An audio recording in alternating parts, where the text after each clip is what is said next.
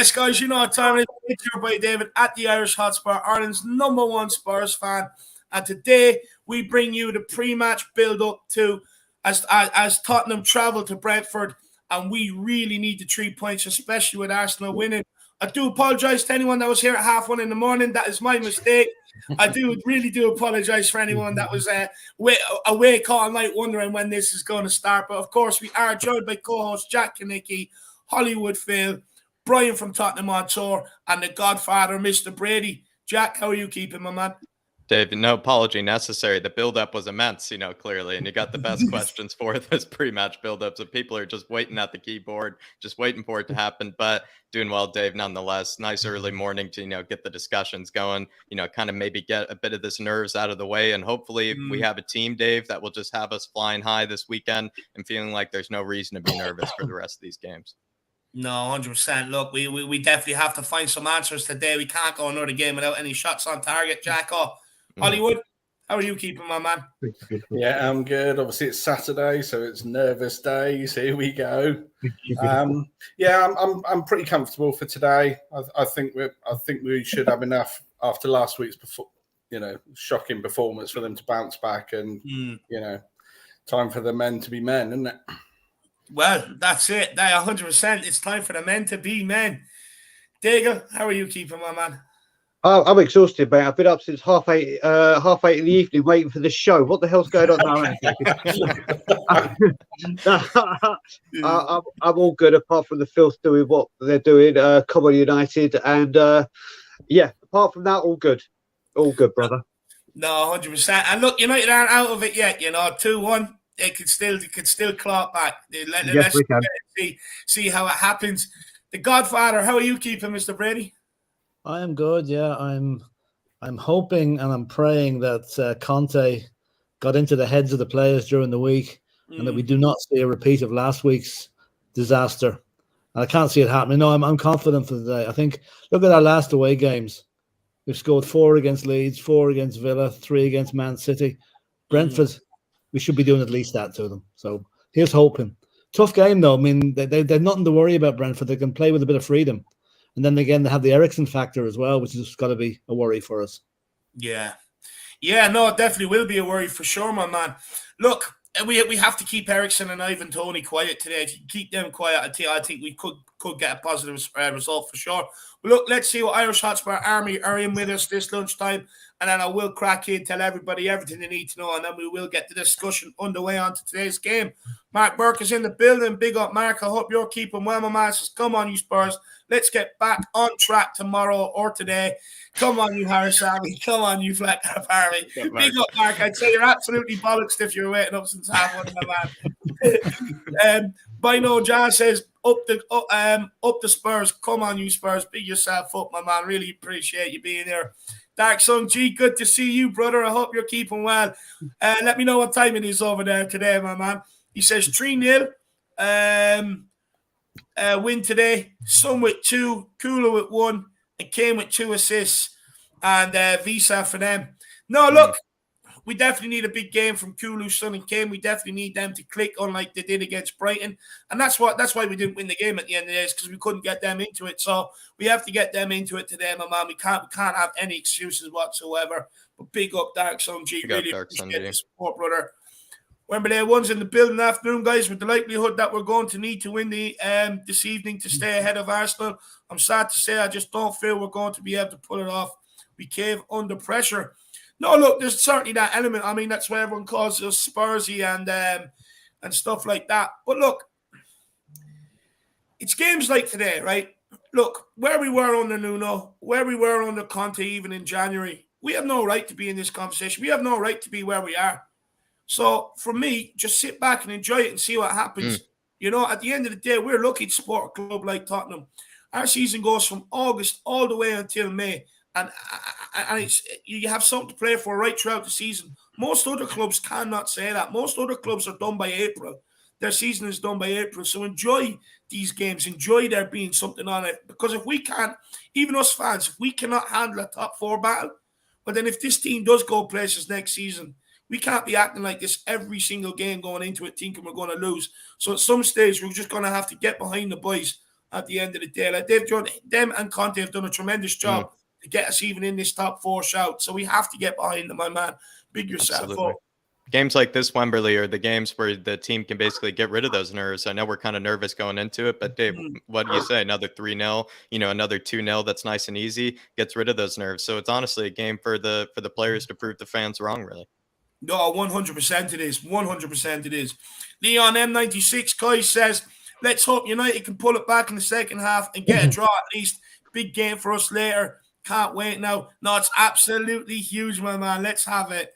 And he also says, let's hope Spurs are up for the challenge there at Brentford. We'd love us to get back to winning ways with another 4 or 5 goals. They got Leon. Yeah, look, we have to turn up today, Leon. No excuses, my man. Sue Smith says, come on, you Spurs, got to smash this today. Big up, Sue Smith. I hope you're keeping well. She says she's bloody nervous about this game. I think we all are. I think we all have a bit of nerves. Roller coaster. Ribsy 85 says, come on, you Spurs. Big up, Ribsy. I hope you're keeping well all the way from down under. Leon says, what a panel. Ribsy says, pack of legends. Double Phil, too. Double dose of Phil today, my man. Double dose of Phil. Clement says, Conte has to start with Bergwijn at left wing back. Do you know what? You could say a triple dose of Phil because that's my middle name. There you go. Triple so dose. You got a triple dose. Honestly, that might be an overdose for Ribsy. He might not be able to handle it. Too much. Leighton Evelyn says, we need a win so bad. Look, well, of course we do. Of course. But we've got to believe. We have to believe. Like I said, we've no right to be in this conversation. Welsh guys, this afternoon, lads. Big up yourselves. No need to come out fighting today like gladiators. Come on, you Spurs. The Harris Army and the Flat Cap Army. Exactly. Gladiators is what we need to be. Look, we just have to come out and put on a very good performance, Welsh guys. We can't come out the way we did last week and be scared to make that mistake. We've got to be proactive about winning today. Kenneth, Tottenham Hotspur. Really appreciate the support, brother. Says, help me out. Someone help me out. NR4. I'm not sure. Number for 4 subscriber of David Harris. Maybe he's been the 4th subscriber ever, Dave. Maybe he's, the OG of OGs, maybe Kenneth is. And then he's saying, big hug to Brian. Still owe you a tattoo. Yeah, you know what? This guy, Kenneth, is a top dude. He appears quite a bit on Wall Stewart's. When I was going back to England, one of his best mates are a tattooist, and he asked me if I've actually, before the We Are Tottenham one, but he actually says to me, have you got any Tottenham tattoos? And I was like, I haven't got one of them, because all of my tattoos I've got like real, like meanings, like memorials to my grandparents or emotional quotes that part of my life. And he was like, listen, Brian, my best mate's a tattooist and owns one in Tottenham. Go get a tattoo up to a certain amount and I'll pay for it, which was really, really nice of him. And maybe if we get top 4 when I'm back in June, maybe I'm going to take you up on it, Kenneth. I'll be back in touch when I go back to London in June. Big up, Kenneth. And look, my man, number 4, that is an eternity ago. What an absolute legend. What an OG of the channel, my man. Big yourself up. And we were actually in the Bricklayers. You love that place, brother. You absolutely love it. So you do. We were there after the West Ham game when we were over there. Good cracking there, to be fair. All the scarves hanging up and everything else. Big up, Kenneth. Let me know when you're going over to a game, brother. Let me know when you're getting over. Big yourself up, brother. Really appreciate the support. William McKenzie says, big up, everyone. Just made a fresh brew. Absolutely love it. If you have any spare, please send some my way, my man. Could really do with 1, 2 sugars, please, William. What an absolute legend. Hope you're keeping well down in New Zealand, my man. Stephen Cartwright says, I predicted that whoever gets the lucky breaks will get the 4th spot, and Arsenal are certainly getting them, plus officials all trying to help Arsenal out. Well, I mean, that's just obvious, to be honest with you. I mean, you look at the penalty decision they got in the first half. Wasn't much of a difference between the contact there and the contact that they had on Alanga up in the box up the other end, but Arsenal get it, Also, even the one that they shook off with Alanga, it was no different than the one that Saka got against Chelsea when you even think about it. And Saka dragged himself down, for Chelsea as well. So it's Steven. I know what you mean, but hopefully, with the amount of gifts that they've been given, they still, will find a way to screw it up, and then there can be no excuses for them. The absolute bottle drops. Absolutely love it. That Jack sending out some smoke to Arsenal fans. Gotta love it.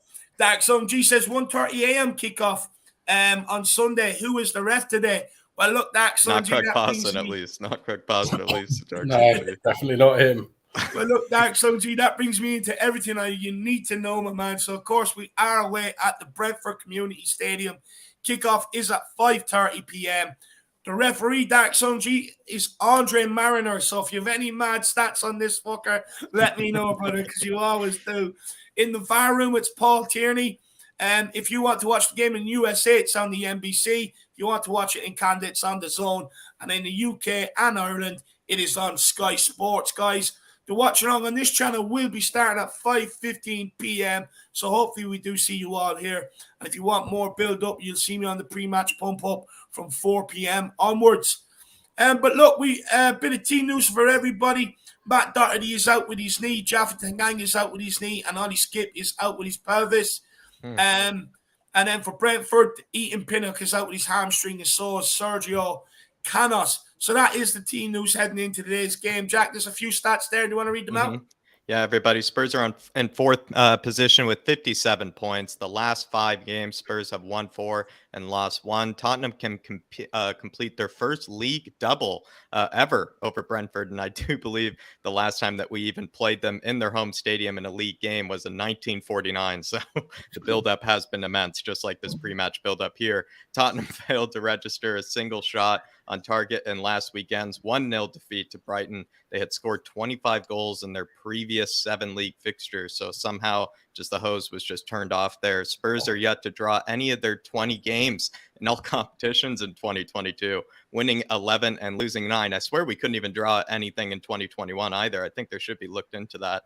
They can win 3 successive Premier League away matches for the first time since they were victorious in their opening 4 away matches last season. They have won just one of their last 11 away London derbies in the Premier League, losing the last 5 in a row. Spurs have never lost 6 consecutive London derbies on the road in their league history. And then in contrast, I would say everybody Brentford have been very good in the London Put it derbies. wide. Sorry. Keeper went the wrong way. He's had the whole goal to aim at and he's hit the post. Is it a? You know when it's written in the style? Was it a penalty? Oh, that's just must have been who missed it? Was it Kron? Fernandes. Bruno. Oh my God! Why is Ronaldo not taking it? He missed a sitter in the first half as well. Why is Ronaldo not taking that? Fernandes space. Everybody, like we said, that's what 7 gifts over the last 2 fixtures for Arsenal at this stage. 7 gifts. Who knew? I mean, David. 2 Christmases for them, 2 holidays for them. It seems like an absolute shocking penalty, and he missed an open goal in the first half as well. But look, it stays 2-1 at the Emirates between United. That is a shocking penalty. That is shocking. But anyway, Jack, back to you for this finishing off the stats, my man. Tottenham have triumphed in all 4 Premier League games versus newly promoted opposition this season, scoring 7 goals without reply. Son Heung-min scored in 3 of those 4 victories, so Son's been very brutal to the people promoted. Son's total of 17 Premier League goals equals his highest total in a single season set in 2020-21. Brentford are the only one of 31 Premier League clubs that Harry Kane has faced without scoring. Kane has been directly involved in 50 goals in Premier League London derbies, scoring 39 and assisting 11. Only Thierry Henry with 55 has been involved in more. And this might still be correct, any of the Son fans especially. I think Son has scored Son has scored more non-penalty goals, I think, than actually Salah this season. So you could look at it, another way with maybe the top scorer this season. Brentford are in 12th position on 39, last 5, won 4, lost 1. Brentford are hosting Tottenham in a league game for the first time since a 4-1 defeat in the second tier in 1949. Brentford have won just 2 of the 17 meetings in all competitions, 2-0 home triumphs in an FA Cup third-round replay in 1946 and in 1948 in the second tier. Brentford have won 5 of their last 6 top-flight matches after they were victorious in 6 of their first 27 Premier League games. So somehow they just decided to go on a big run here, and it is a bit worrisome. They have triumphed in the 3 consecutive Premier League fixtures, the joint longest streak of any team, along with Newcastle United. Only Chelsea have won more points in Premier League London derbies this season than Brentford's 14. Christian Eriksen has scored 1 goal and assisted 2 in his last 4 Premier League games. The Bees have won all 5 Premier League games in which he has started. Talk about instant impact. Ivan Toney has netted in each of his last 4 Premier League starts at home, scoring 5 goals in total. There you are, everybody. I think the key stat is is that Brentford have been basically the second best London derby team this season. Yeah, they definitely, behind Chelsea. It's a big ask today. They have turned up for London derbies. Dark Zone G says Mariners, the ref that sent Shelby off versus us. But look, hopefully we can have more of them red cards today for some Brentford players. That'd be absolutely awesome. Big up, Dark Zone G. Any more stats for us, please do let me know on this guy. We need to know absolutely everything. But big up, Dark Zone G. Really appreciate the support. But look, we are going to get into it now. But guys, make sure everybody smashes that like button. It's a massive, massive help. Also, smashing that subscribe button if you think we do good content here. And guys, if we've 6K subscribers, if everybody signed up and grabbed the channel membership, me and Jack will be able to do this for life without any sort of worries whatsoever. And all it is £5 a month. I mean, it's better than Netflix, better than Amazon Prime. Why not grab one, guys? Come on! Oh, it's offside, damn it. No, it's VAR. It's VAR. They're VAR in it now. Oh, come on, please give it. That'd be absolutely awesome. But guys, feel free to stop us at any time with a super chat. Get them in. You will skip to the very top of the queue in the chat, and we will get straight to it. And they always do lead to good talking points, and we will give it a good discussion. But don't worry, we know not everybody's in a position to be able to do it. Just get your comments in the chat, and we will bring them up as we go along. But big up, Dark Sun G. Really appreciate the support, my man. But look, we will get into it, and I'll throw the first question at the Godfather down there, sitting there patiently. Hey, look, what does this Tottenham team have to do today to restore the confidence back in this fan base? Turn up and play for a start would be a help, which they didn't do last week. And they've got to get Harry Kane on the ball. I mean, he was anonymous against Brighton because they played him very well. Now, I doubt that Brentford are going to play that much of a pressing game, and I don't think they do at home anyway. So Harry's got to get back there, even dropping deep, supplying the balls for Son and Kulusevski. And I do really think that Conte will have drilled into them this week just how important this game is. You know, I really cannot see a repeat of last week. If we do see a repeat of last week, then we have a lot of tense weeks ahead of us, because if he can't bring them up after last week's performance, we're in trouble. But I don't think that's going to happen. I think we're going to win today. I think we're going to win comfortably. And that's my glass half full version of it. What's your glass half empty version? A draw. You know you're in trouble when the Godfather is starting to get glass half empty. Absolutely love it. But Phil, you know what do you think? This what do you want to see from this performance today that'll give you confidence to say yes, this team is up for this top 4 race on the running? I want to see a backs against the wall performance sort of very similar to the first half against Newcastle or Aston Villa, where when the pressure's on, they step up. I mean, it makes me laugh when you're like, Conte's going to have to drill into them the importance of this game. And you're like, do they not know? Surely they've all got access to the internet, to Sky, all of this. They can see what's going on. If they don't win today, they're putting pressure on them. If they win today, the pressure's all back on Arsenal. And it's like, but you just want to see them go out there and deliver like they've done in, previously to Brighton in the previous 4 games, because they looked on fire then. And, they just need to restore that confidence. Absolutely spot on. Absolutely spot on. If anyone's getting a whiff of coffee, don't worry. It's Ben Kaufman in the house. Big up, my man. Hope you're keeping well, brother.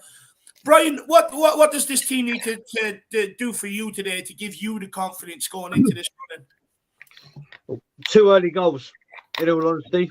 2 early goals. We saw after getting 1 goal against Villa, the amount of pressure we got put on the remainder of the first half. We need, especially if this result stays the same, although Man U really are knocking on the door. They've just hit the post as well. We need to come out the gates firing. We need every single game. We can't muck about. And the thing is, how do they deal if this result stays as it is? How do they deal with the pressure? Because the pressure will be firmly put on us, and it will be a test of their mental strength as well as their strength as a team. So I reckon 2 early goals is the only, and I mean early, like 2 within 15 minutes, will be the only thing that will get my confidence. Will keep my confidence up. You're not asking for much at all, Dig. I'm not asking for much at all. Put extra pressure on them. Exactly. Why not? Why not? Let's see if they can deal with it. If they turn up Spursy today, I'm blaming you for the double amount of pressure you're putting on the boys. Oh, mate, if they turn up Spursy today, no one come near me with any kind of, oh, don't worry, get behind the team and don't get behind all this. I will go absolutely goddamn nuclear. That's all I'm saying. You need to have a coffee, Brian. You need to go and have a coffee, my man. I've got a tea. I've got an English tea. I love it. I love it. Dark Song G says, Mariner ref 3 Premier League games for us and we won all 3. Absolutely love it. Hopefully it's 4 from 4 today, Dark Song G. These stats just get better. Any other good stats for me today, Dark Song G? That tells me we're going to win. I need the boost, my man. I need the lift. Big yourself up, brother. I really do appreciate the support, my man. And Kyle Patrick Vignard says, yes, guys, how are you doing? Come on, you Spurs. Conte will not manage PSG. It's fake news.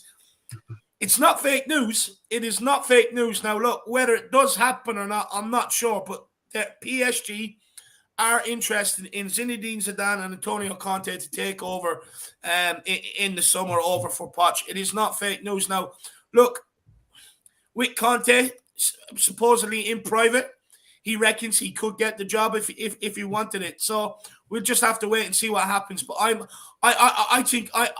going to say I think he sticks with us, to be honest with you, Kaya. I really do think he sticks with Tottenham. The only thing that might cause him want to go is the fact that he probably will have to argue for transfer funds at Tottenham for the amount he wants, whereas at PSG he will just be giving them.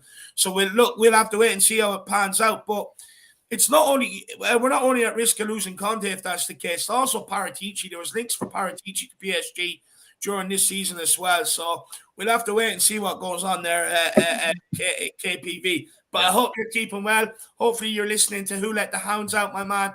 Big yourself up. What an absolute legend. Don't listen to it, KPV. Don't listen to it. He's already, Dave, he even knows. He smells the fake news, through the article. Well done, KPV. Legend.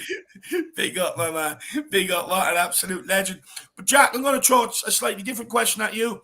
Spurs are yet to draw any of their 20 games in all competitions in 2022, winning 11 and losing 9. Is this stat a representation of us not having the bottle to see out games when we're not playing well? Kind of, yeah. I think that's a huge portion of it, Dave. But I swear it was also true in 2021. If you don't get, I don't remember many games that we even really drew in 2021. I think it would be kind of tough to recall even as well. And it seems like we either just smash a team or we just win it. I mean, the Nuno days, maybe at first we were winning 1-0, 1-0, 1-0, but it's not like we even drew many games under Nuno. We just would either just scrape by, with something, or we would end up just getting smacked, 3 or 4-0 in those days. So I think, David, probably a huge portion of it is just not having the quality to be able to see out games. But I think a huge portion of it too just has to do with the defense, because in order to really just get a draw, Dave, it's not as much having to do with the attack. It really has more to do with the defense when you really look at it. If you don't have a defense that can get you a 0-0, no matter how bad the defense, or no matter how bad the forwards are in a day, if you have a defense that can just get you, a 0-0 on most days, almost kind of like Simeone style, Atletico style, even if the forwards don't even touch the ball, if you have, defenders back there that can just get you a 0-0 on any given day, I think that's why we probably just don't have any draws, so maybe we have to look at some of our defenders, and that maybe includes Davies, that includes Dyer, could include Romero. You look at the days of Sanchez, of course, as well, when we were, rocking with him a lot. So I think it just has a lot to do with the defenders, Dave, more than really anything else, because it's the defender's responsibility not to let in any more goals when you're just trying to hold out. Yeah. Yeah, no, 100%. I think it is a representation of more like a Dyer or a Davies who, yes, they've had a good campaign, but, when their moments are tough, do they have the nerve in themselves to hold out? I mean, guys out there, Hollywood. I mean, we saw Dyer even look at Newcastle. Look how much he tried in the first game against Newcastle. Look how hard he tried to make that an interesting game for them with, that own goal. And then also the one that he kind of let, Callum Wilson do in the beginning of the first half as well. I mean, you just have to look at it. Sometimes a lot of goals that we have, even let in. And I mean, how many times have we even said, mistakes or errors, for the goals that we even do let in? So a lot of it really is just the defense. As much as I think they've had a good season, compared to seasons past, it's still, you have to look at it like they're still all upgradable, aren't they? And that's probably the biggest point. You know, Conte's made them better, but there's no top Premier League clubs that are sat there thinking, vultures are circling around, let's get Davis, let's get Dyer. It's just not happening. You know, if you're taking someone from the defence, it's Romero only, isn't it? Yeah, that's a good way to put it, Phil. I look, just kind of like what you're saying. I mean, it's proved last week, Dyer turning his back, Emerson switching off and not competing for that header. You know, it's kind of proof of that against Brighton. I mean, the Godfather. What's your thoughts on it? You know, we don't draw games whatsoever. We either win or we lose. And for me, you look at some of the, if we would have took some of them draws, you look at the Brighton game, and there's others during this season, we'd be talking about sitting in third right now. Nowhere near scraping, trying to scrape fourth. Scum have just scored. I think you're on mute, Philip. Sorry. Not quite. I remember a season there 2 or 3 years ago. We didn't draw a match at all, I think. Maybe 4 or 5 years ago. And we're not. I take it if the defense is the issue. Like if we're winning 1-0, right, and the defense is under pressure in the 85th, 86th minute, you've really only got Romero, in my opinion, that you can really depend on most of the time. Yeah. I mean, Dyer, while he's played very well, he's an accident waiting to happen at times. Emerson, well, he's been well documented, his error-strewn thing, you know. So it's a hard one to prove. I mean, some teams would draw specialists. They draw 6 and 7 games on the trot nearly. It's a difficult one to answer, you know, really. It's a freak of nature, really, why we don't draw more games. And I'm going back to the old days again. Under Nuno, we probably would be drawing a few good more games. We certainly wouldn't be scoring the amount of goals we've been scoring. But I don't know. I'm flummoxed on that one, really. I don't know why we don't draw games. Last week, I would have cried out for a draw. I would have taken it with open arms. And to go along with Brian for today, could be today we might have to settle for one as well. I hope not. But of all teams that have to play today with Christian Eriksen, you know, it'd be very Spursy for Christian Eriksen to score against us. Yeah. You know, I hope he doesn't. I wish the lad well, but not today. Yeah, I hope he has an absolute stinker today. 100%, Philip. And look, the Scum have gone 3-1 up with a long range effort. 3-1 effort from Granit Xhaka outside the box. United have been all over them since half time, really. Absolutely. Arsenal are just getting the look right now. But Daigle, are you concerned that we don't draw games? You know, it's the win and lose, or do you think maybe you know, it is a cause for concern, because that is the difference between scraping top four and securing top four, getting right inside. It's a major concern, mate. It's a major concern. And the reason it happens is because back in the Poch days, when you had a Vertonghen, a Toby, a Dembele, Eriksen, Kane, a Son, there were multiple players that if one was having a shit day, the others would step up. There were people that with passion. There were people that were leaders. There were people that were determined. And we just don't have it. We just don't have it. We had a complete core of players that would not settle for this. And they've gone. And we've only just replaced, let's say, a Toby or a Jan with Romero. We haven't replaced a Dembele whatsoever. It doesn't matter what you think of Bentancur or Skip or Højbjerg. And I love Højbjerg. They are not in the same breadth as Dembele. And Wanyama, the one season we had him, it looks like we might be replacing Eriksen with Christian Eriksen. That could be replacing Gareth Bale once again with Gareth Bale. And I think you know where I'm going with this. You think you know where I'm going with this. But hey-ho, we don't have the leaders. We don't. Leaders see games out. Leaders have that mentality. We don't. Exactly. Leaders and winners. People where 3 points mean absolutely everything to them. They see that game out. You look at the goal last week we conceded. How much did the 3 points really mean to Emerson? How much did the 3 points really mean to Dyer? But the 3 points that did mean everything to was Romero, because he's the only one that tried to do anything about trying to stop that goal, whereas Dyer and Emerson stood off them.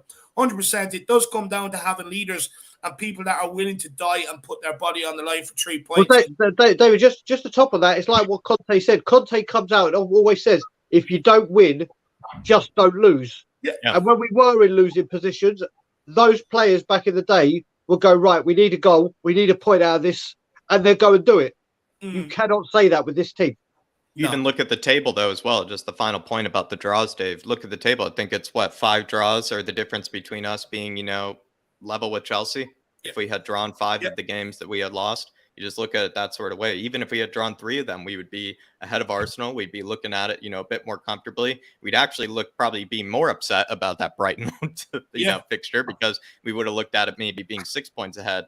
The fact that we haven't drawn enough games this season has actually been, a huge, huge factor for the fact that it is kind of a bit sweatier for us. It is kind of a bit tougher for us.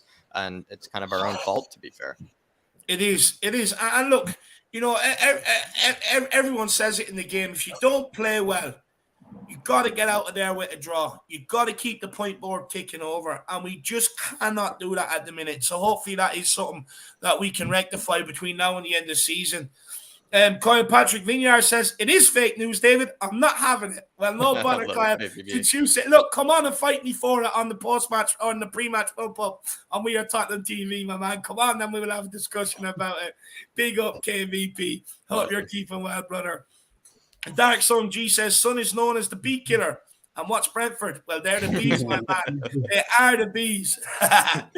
Absolutely love it. Hopefully he is a bee killer, my man, and then gives all of us Spurs fan a bit of honey today. That really would be nice. Big up, Dark Sun G, brother. Really appreciate that, lad. Any other stats for today? Let me know. You definitely have stats, man. You definitely have stats. Big up, Dark Sun G. How many bees has he assassinated? How many bees has he disassembled? I love it. I love it. Now, guys, what I do want to move into is why Tottenham do not do well in London derbies. We have just won one of our last 11 away, London derbies in the Premier League, drawn 3 and losing 7, losing the last 5 in a row. Why are we so poor in London derbies, considering Brentford have picked up, they're only in the Premier League, and they're the second most successful team this season in London derbies? And we'll go to Mr. Brady. I don't know. Okay, we lie down against Chelsea. That's just a given, really. Arsenal, a bit more competitive, but usually we don't come through at their place. West Ham seem to have the Indian sign over us at the what do you call it, the London Stadium or whatever you call it. Crystal Palace even beat us away 3-0. Again, that was back in the day. Some of those games were back in the Nuno days where there was no fight and no nothing in that team. So at least we can win at home. We've beaten West Ham at home, beaten Crystal Palace at home. The fact that Brentford are the most successful London team behind Chelsea and derbies is quite surprising, really, in their first season up. Yeah. But I'm hoping that we're going to put a dent in that record this evening. And I think all it does is a confidence thing. Get a win against a team like Brentford, or get a win against West Ham or anyone away. It brings up the confidence. Yeah. And but again, look at the West Ham game, for example. West Ham at their place is their cup final, right? Chelsea, they hate us so much they don't even turn up against Arsenal to stop us getting 4th place. So we seem to be the bogeymen for these other London teams, whereas Arsenal will probably be our main rivals, our main big game of the season away, if you like. But these other teams all seem to hate Spurs so much. They turn up and go up a notch performance-wise, whereas we don't. We seem to dip. And I'm hoping to God that's not going to happen today. Spot on. I really hope so, because this season, the lack of fight in these London derbies has really got to me. It really has let me down. We'll just take a few comments of a few people coming in that I think we cannot not say hi to, and then we'll let the rest of the boys come in there. Big up, Bobby K. I hope you're keeping well. Good to see you in, my man. Nick, enjoy work, my man. Hopefully you have a good day, brother. Wear that flat cap with pride, like the Kaufman says. We also have Andrew Wilshere. Good to see you in, my man. I hope you're keeping well. We've got Kuva99, big up, Paul. Great panel today. I'm looking forward to seeing Phil at this. in the next GI Jane. Absolutely love it. Big up, Cooper. Hope you're keeping well, my man. True Blue Spurs says, good day, lads. Big up, Brian, my man. Big up, Brian. Hope you're keeping well.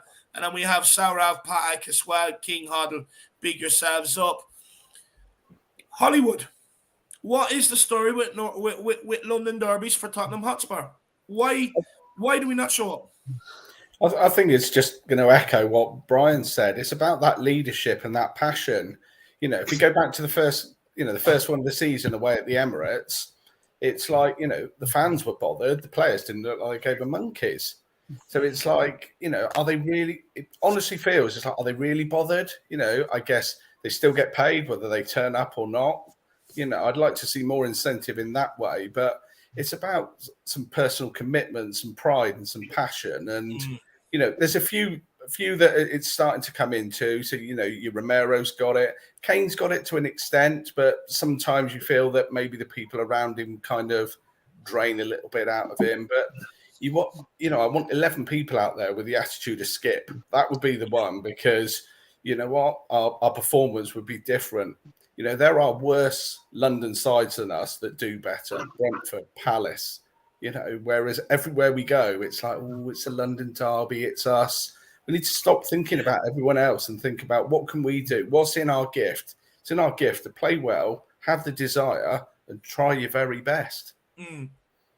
Yeah, absolutely. A lot of these players, look, we know some of them, the pressure gets to them, but there's only a few players this season that we know that when you go into a London derby, you know they're up for it. But it's kind of the rest of the players around them, are they?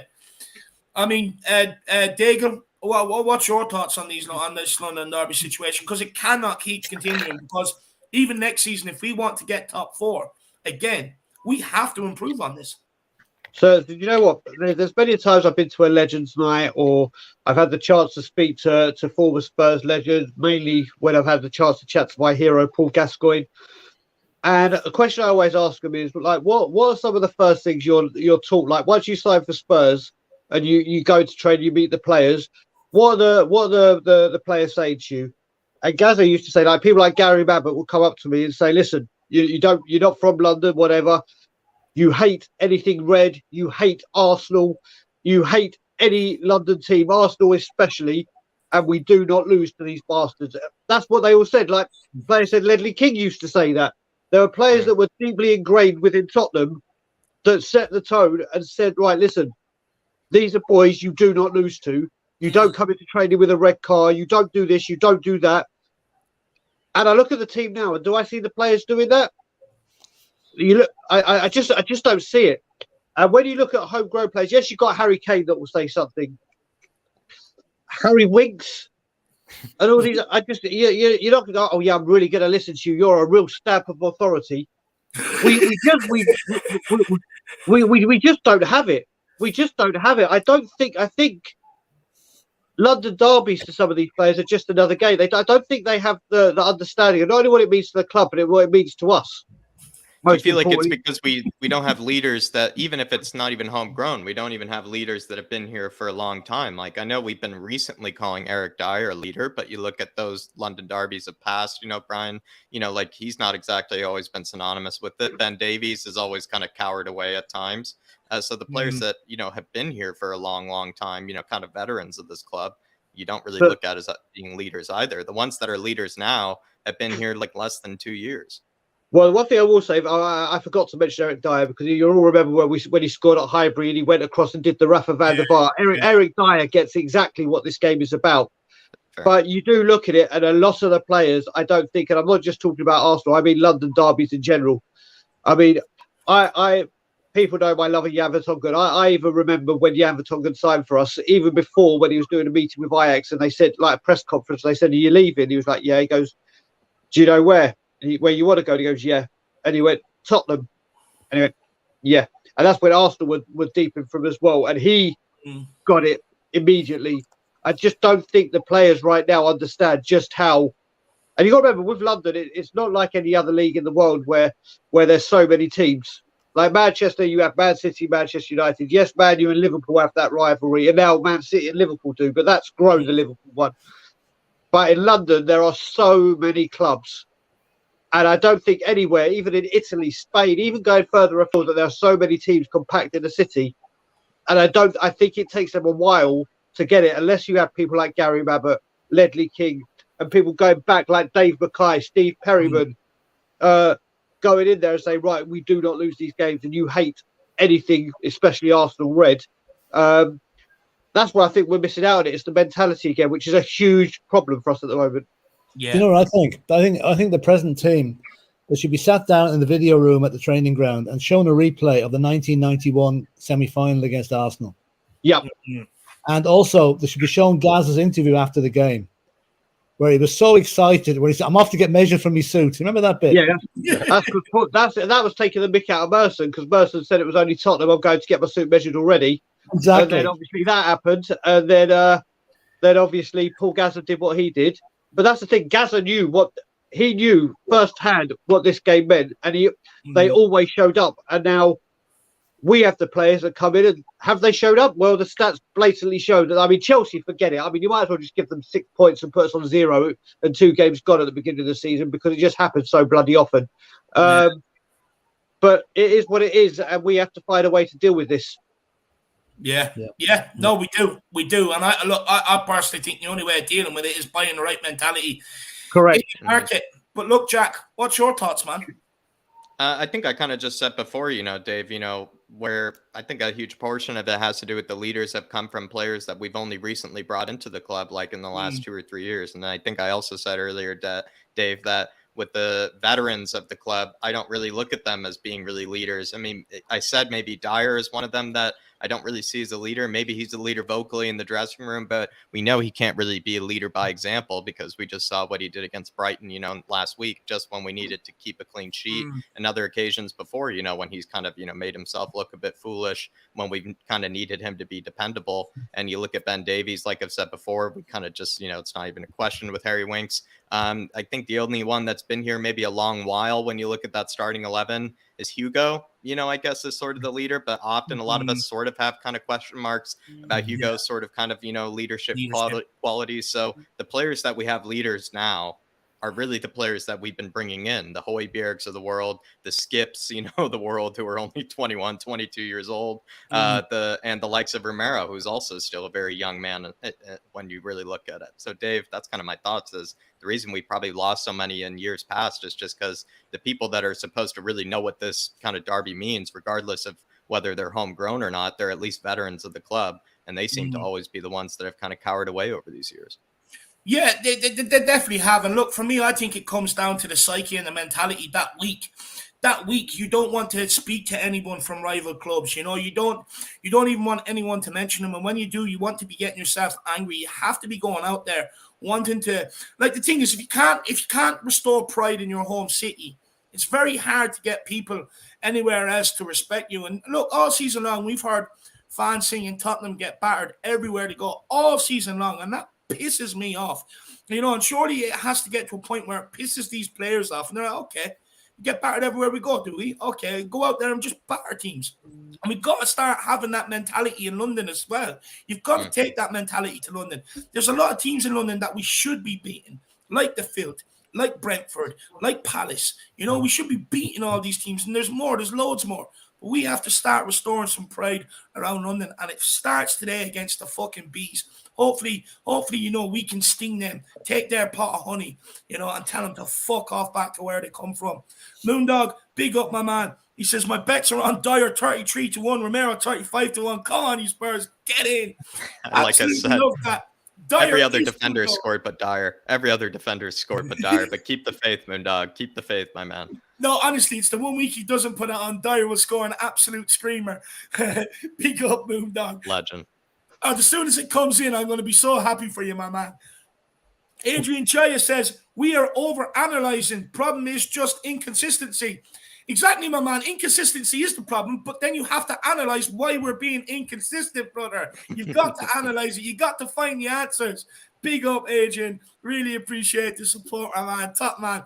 But that's why we're here. We're here to analyze things, my man. Big yourself up, brother. We've got Rob Coyne. He says, morning, boys. Big game today. Got to win. You think Conte will change anything today? Come on, you Spurs. Enoch out. Well, look, we will actually get onto that now, Rob. You're leading me into the next talking point. Absolutely love it, my man. Look, me just quickly, I think the only positions or the only changes we'll probably be talking about today is, does Sessegnon start ahead of Reguillon, or does Reguillon stay at left wing back and Sessegnon comes in at right wing back? For me, I think they're the only talking points in terms of team selection today. And we'll start with the Godfather again. The Godfather, I mean, what do you think to answer up here? Do you think Conte will make any changes today? I think he needs to, yeah. I think Sessegnon has to play. Now, whether he plays him on the left and Reguillon moves over to the right, because last week neither Reguillon nor Royale got past their men once, I think, in the entire game. That's got to change. Yeah. So I think there's probably less of a mistake in Reguillon than there is in Royale. So possibly I'd move Reguillon over to right and play Sessegnon on the left. I think that would probably be the only change. Now, I'm wondering about Betancourt. He wasn't fit going into last week's game. I wonder, is he okay for this week? Yeah. Because we don't want the situation of Harry Winks having to play, you know? No. Don't even put it in his brain, Philip. You know, that's dangerous. You know, he's still got the rest of the show to do. He's got 2 more. He even has the pre-match pump up to do.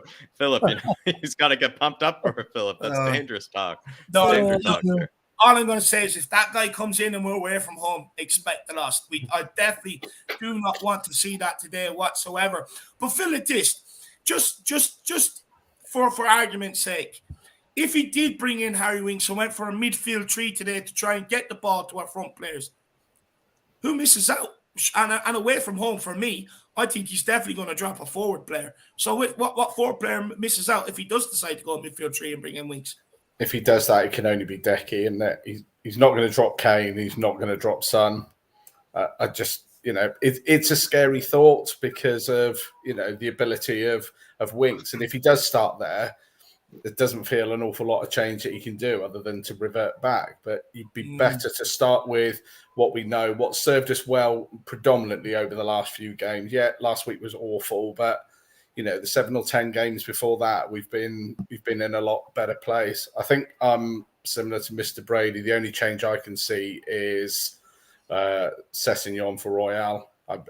Possibly that. But, you know, of the three of them, I think his number one is Sessegnon. So I think he's going to play.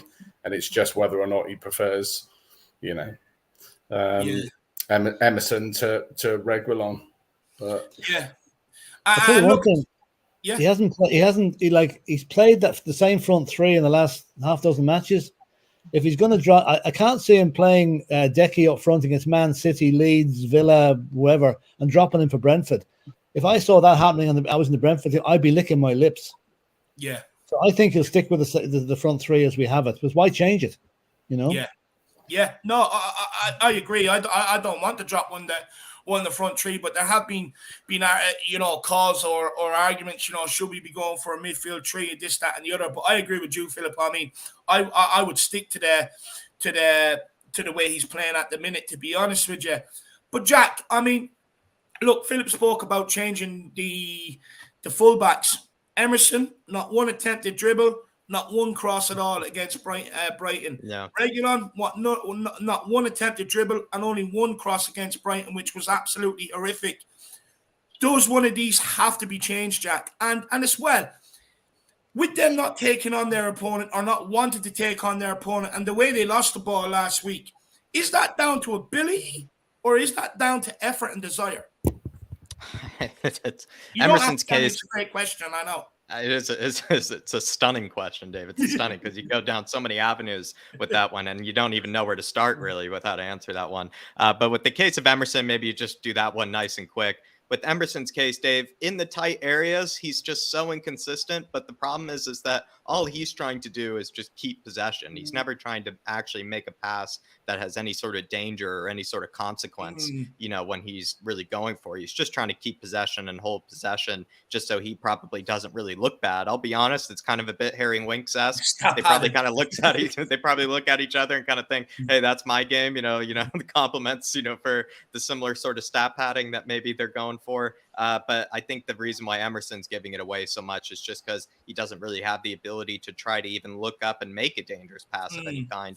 With the case of Reguillon, I actually think it's very different, Dave. I actually think Reguillon gets a bit flustered because he is trying to make a dangerous pass. He is trying to make a pass that, can maybe break the lines, that maybe, could lead to something. And when he doesn't have it available, it seems like maybe he doesn't really have the composure in certain situations to then just pass it backwards, to then just, do a nice, easy sideways pass. Seems like he's either just has his mind made up and he'll just kind of panic and go for something. So with Reguillon, I'm really not as worried about maybe those wingbacks, holding the ball, either with Sessegnon, because I think you just have to pick one or the other, whichever one looks best, going into that week, in training and everything. I'll be honest, I feel like Sessegnon would have struggled in the same ways that Reguillon was. I don't really see Sessegnon being that much better, like on the ball in those sort of situations than I think Reguillon. I feel like Sessegnon, when he's in the box, is better than Reguillon. Maybe even outside the box, you could sort of maybe make that argument. But in like those moments in possession, I've seen Sessegnon do the exact same thing, where he's either given it away or he's tried to cut inside and they just read him, or he plays it backwards and it's not really, it's kind of a, a hospital pass. So I'll be honest, I'm not really worried with left wing back. If you were to make a change, I think you go Bergwijn, just because I feel like he deserves it more than maybe Lucas does. And we all know Lucas loves to cut inside anyways. So why would you want to put him outside where he's supposed to be keeping the width? Lucas has never kept the width ever since he's been here at this club. So I feel like Bergwijn would have to be the one if you were to make a wing back switch. The other thing though, Dave, is that you could even consider though, if you wanted to do a 3-5-2 without putting Winks in there, you could consider putting Dyer in the midfield and maybe go for something else. Worse. That'd be evil. Even worse than Winks. Pick your poison, I guess, then. But yeah, Dave, that's my answer for switching things up, and that's my answer, Rob. Big up, Rob.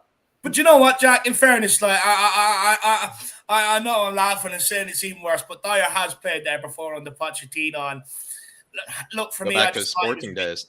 I thought he was a bit too slow for that role, to be honest with you. But look, look, he has played there before, I suppose, to give you credit, Jack. But absolutely brilliant answer, man. Picking between two donkeys, for the midfield, Dave. Just which one do you think can carry you through? Absolutely. And Daigle, I mean, Rob Coyne here, he wants to know, will Conte make any changes today? So first of all, big up Rob Coyne. Always Edic out. Always. But I'll start with Jack said. Do you know what? Pushing Dyer into midfield is a lot better than having Winks on there. I did a thing with Brian Ireland when we took over We Are Tottenham TV. And for me, Dyer's best season ever was when he was that defensive midfielder. So he can play that role. But what it means is he's out of defence. And do I trust us to play a back four? Hell no, I don't. So that immediately counteracts that one. Listen up. For me, Sessegnon starts. I don't care which one he replaces, because to me, they're both. I'm coming home to pack Reguillon's bags. Wherever he wants to go, I'll piggyback him to the airport. Wherever he wants, he is woeful. I could see you steaming when Jack was talking about Reguillon. Oh, he honestly, do you know what it is? When we bought him, we got told about this blistering pace that he's got. He's got blistering pace. He takes on players at the moment. He doesn't even get away from them. I'm like, where is this blistering pace? Have you left it at home or something? I think he's still pacier than Sessegnon. I think he's shown that lots of occasions. That he's but he doesn't get. You saw it when he's going with the ball. He doesn't get away from people. Yeah, he doesn't get. Maybe he's faster off the ball. Yeah, but when you're playing that wing back role and you've got a counter attack, he's not getting away from people. He's probably got a fast acceleration without, but with the ball, he's just not. And then you look at it. That ball from Højbjerg from Brighton that went right across the goal and he went flying across it. You should have the pace to get. Yeah, that's where Sessegnon scores that. Sessegnon does score that, I think. Yeah. And this is the thing, like I said, I think Sessegnon at left wing back is the far superior player to Reguillon. Reguillon, remember, was bought as a left back, but we play him at left wing back. Royal was bought as a right back, but we play him at right wing back. They're both. And like I said, when I was co-hosting before you took over, Jack, on the Fad Show, Alistair Gold said when Romero, I've got to stop putting his name in place of Royale. I always do that. When Royale crosses the ball, the best we can hope for is a corner. That's the best you can hope for, because it's sure now ain't going to the man. I was there when he got the assist against Mora. They said he's played 38 games this season. 35 for us, 3 for Barcelona, 1 assist. Yeah. Like you said, Reguillon. Yeah. And when the creativity for Conte's teams come from the wing backs, that is just not good enough. You saw Sessegnon against Leeds. All right, it was only Leeds in there. But that ball from wings that set up Sessegnon and Sessegnon straight to Doherty, he understands that role. He understands it. So for me, the strange part is that Reguillon was better. Actually, he was more creative under Nuno than he's been under Conte. That's the strangest part. Is that when he was under Nuno, he had like 3 assists, I think, right off the bat. He had like the most goal-creating actions, like of any fullback in the league, I think, for some stage. He had like the most interceptions as well. And then the moment Conte comes through the door, Reguillon has been a shadow of, himself, of the one that was under Jose and under Nuno. So I think you're spot on, Brian. We're actually, and I think it's against all original preconceptions, but like, as a left wing back, he's actually a lot worse, and he's proven maybe to be a lot worse. Exactly, and if anyone can prove it, if anyone can say I'm talking shit, then you know what? Give me the evidence. He's got hardly any assists. He's had chance at goals. He's finishing is woeful. His defensive duties at left wing back is farcical. But the then second half of last season was pretty. After Christmas, after he got caught with Lamella and Celso at that Christmas do. I mean, the only thing I remember him doing is scoring that beautiful own goal against Aston Villa. I mean, he couldn't do that at the other times if he tried. And the only other thing I would change is instead of Harry Winks coming on, I'd much rather you give Harvey White a go. At least it'll give the fans some excitement. At least it'll be someone that will be creative. For me, Sessegnon is just simply not good enough at left wing back. Maybe at left back, but at left wing back, hell no. Interesting. I actually really like Reguillon. I do think it will click with him eventually, and you will start getting the end product. But just quickly, Philip Brady, we are going to let him go, guys, because he has a bit of travelling to do, and he wants to get down there before kickoff today. He wants to be able to rest up and watch the game. Mr. Brady, do you want to say goodbye to people? Yeah, I'm sorry I have to head off early, lads, but I want to make sure I get there for the match. All I can say is, listen, this is probably the biggest game of the season so far this afternoon. And let's hope the boys don't let us down. I'm confident we'll win and put the pressure back on Arsenal. And with a home game to Leicester coming up next week, who will be fielding a weakened team, I've no doubt. Yeah. The 4th is still in our own hands, so let's not bottle it up tonight. And come on, you Spurs. Come on, you Spurs. Look forward to the fan cam as well. And we'll see you soon, lads. Okay. See you, the Godfather. See you, my man. Absolutely brilliant stuff there from Philip Brady, guys. What an absolute legend. Rob Coyne, hopefully you really enjoyed all of our answers on your super chat, my man. Really do appreciate the support, brother. Absolute legend. John Stokes, good to see you in, my man. Really good to see you in. Same as Light Work. Hope you're keeping well. Same as Rooty Tooty or Rooty Toot. Big yourself up, my man. How dare I put a Y on the end? The audacity. Jay Cole says, hello, lads. Daigle will be smiling after the game. Please, Daigle, God. will you? Just please, God, in case God help everyone. God help everyone. God help Spurs fans. I'm not sure if he helps Spurs fans. We'll find out. We'll have to get it on our own. We'll have to do it on our own, Jay. But he will be, Jay. You will be, Jay. Big up. We'll have him smiling. Don't worry about that, Jay boy. Big yourself up. Just quickly, real Tottenham. Gabrielle won. Good to see you guys in as well. Welsh Gal, big up. Hope you are keeping well. She says, love this content. Thank you, lads, for your hard work and passion.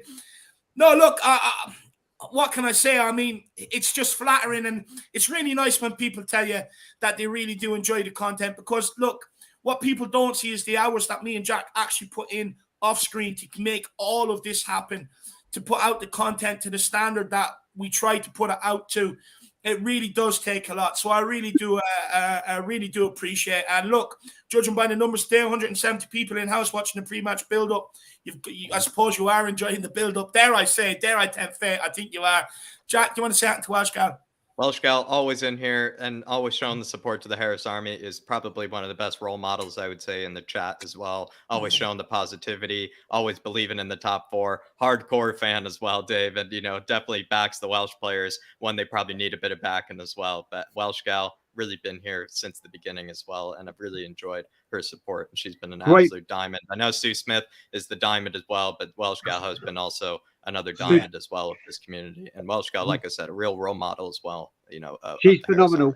She's phenomenal with Tottenham on tour, actually with all the channels. Yeah. But there are certain people that obviously you get to see very, very regularly. And obviously, my diamond is always going to be my diamond, Sue Smith, without a doubt, from the very beginning. But Welsh Girl, you know what? It's not just the comments and the support; it's the comments on YouTube videos after, and the interaction you have with. She's just simply incredible. Yeah, big up, Welsh Girl. Really appreciate the support. Really appreciate it. Draw 27, it's good to see you in, my man. I hope you're keeping well, brother. We have Pat Nelson as well, Vera Sly. It's good to see you all. Good to see you all. But we have a couple more super chats here. William Kelly in the building. Big up, William. All the way from down under. I hope you're keeping well, brother. Mark my words. Certain players in this team will cost us top 4. Look, I know why you're saying that, because you went to a clairvoyant and she told you. And look, you know, she probably could end up being right. You look at it now, she could end up being right. But look, that's why I still say we cannot settle on Davies and Dyer. We still have to go and improve on them positions. But what you can do now is they've proven to me that they can be okay for backup. They can be good enough for backup. But you still got to improve on them. Dyer cost, in my opinion, a lot of people look at Romero for that goal. But when me and Jack done the tactical breakdown on it, Emerson failed to compete for the header. Yeah. Then he went and pressed the same man that Højbjerg pressed, which allowed the space in behind Romero to play the pass. Romero's the only one that went and was tackling to try and win the ball back. Stuck in twice. Dyer stood off. Dyer stood off. Then when the ball went to Trossard and he cut inside, first of all, you know, people are saying, oh, well, Dyer done the right thing trying to block the shot. No, he didn't. Once he turns his back like that, he reduces half the size. But he's also ball watching for the whole 20 seconds there. He's also ball watching. Yeah. He makes the goal. He makes the goal a lot of a bigger target. The goal is a lot bigger target when he turns his back like that. He has all the left-hand side and all the right-hand side. He's got to come out and make himself big. And when you turn your back like that, it's because you don't want to get the ball in the bollocks or the stomach, and you don't want to be hurt. That's why. So he's not willing to put his bollocks on the line for 3 points. Simple as. And then you look at Emerson. He could have made a recovery run and cut off Trossard, but he didn't. So for me, I mean, it's players like that that will cost us, William Kelly. You're 100% correct, my man. Big yourself up, brother. Well said, really do appreciate the support. It's good to see you awake so early, my man. Big up, Nuke the Wales. I hope you're keeping well.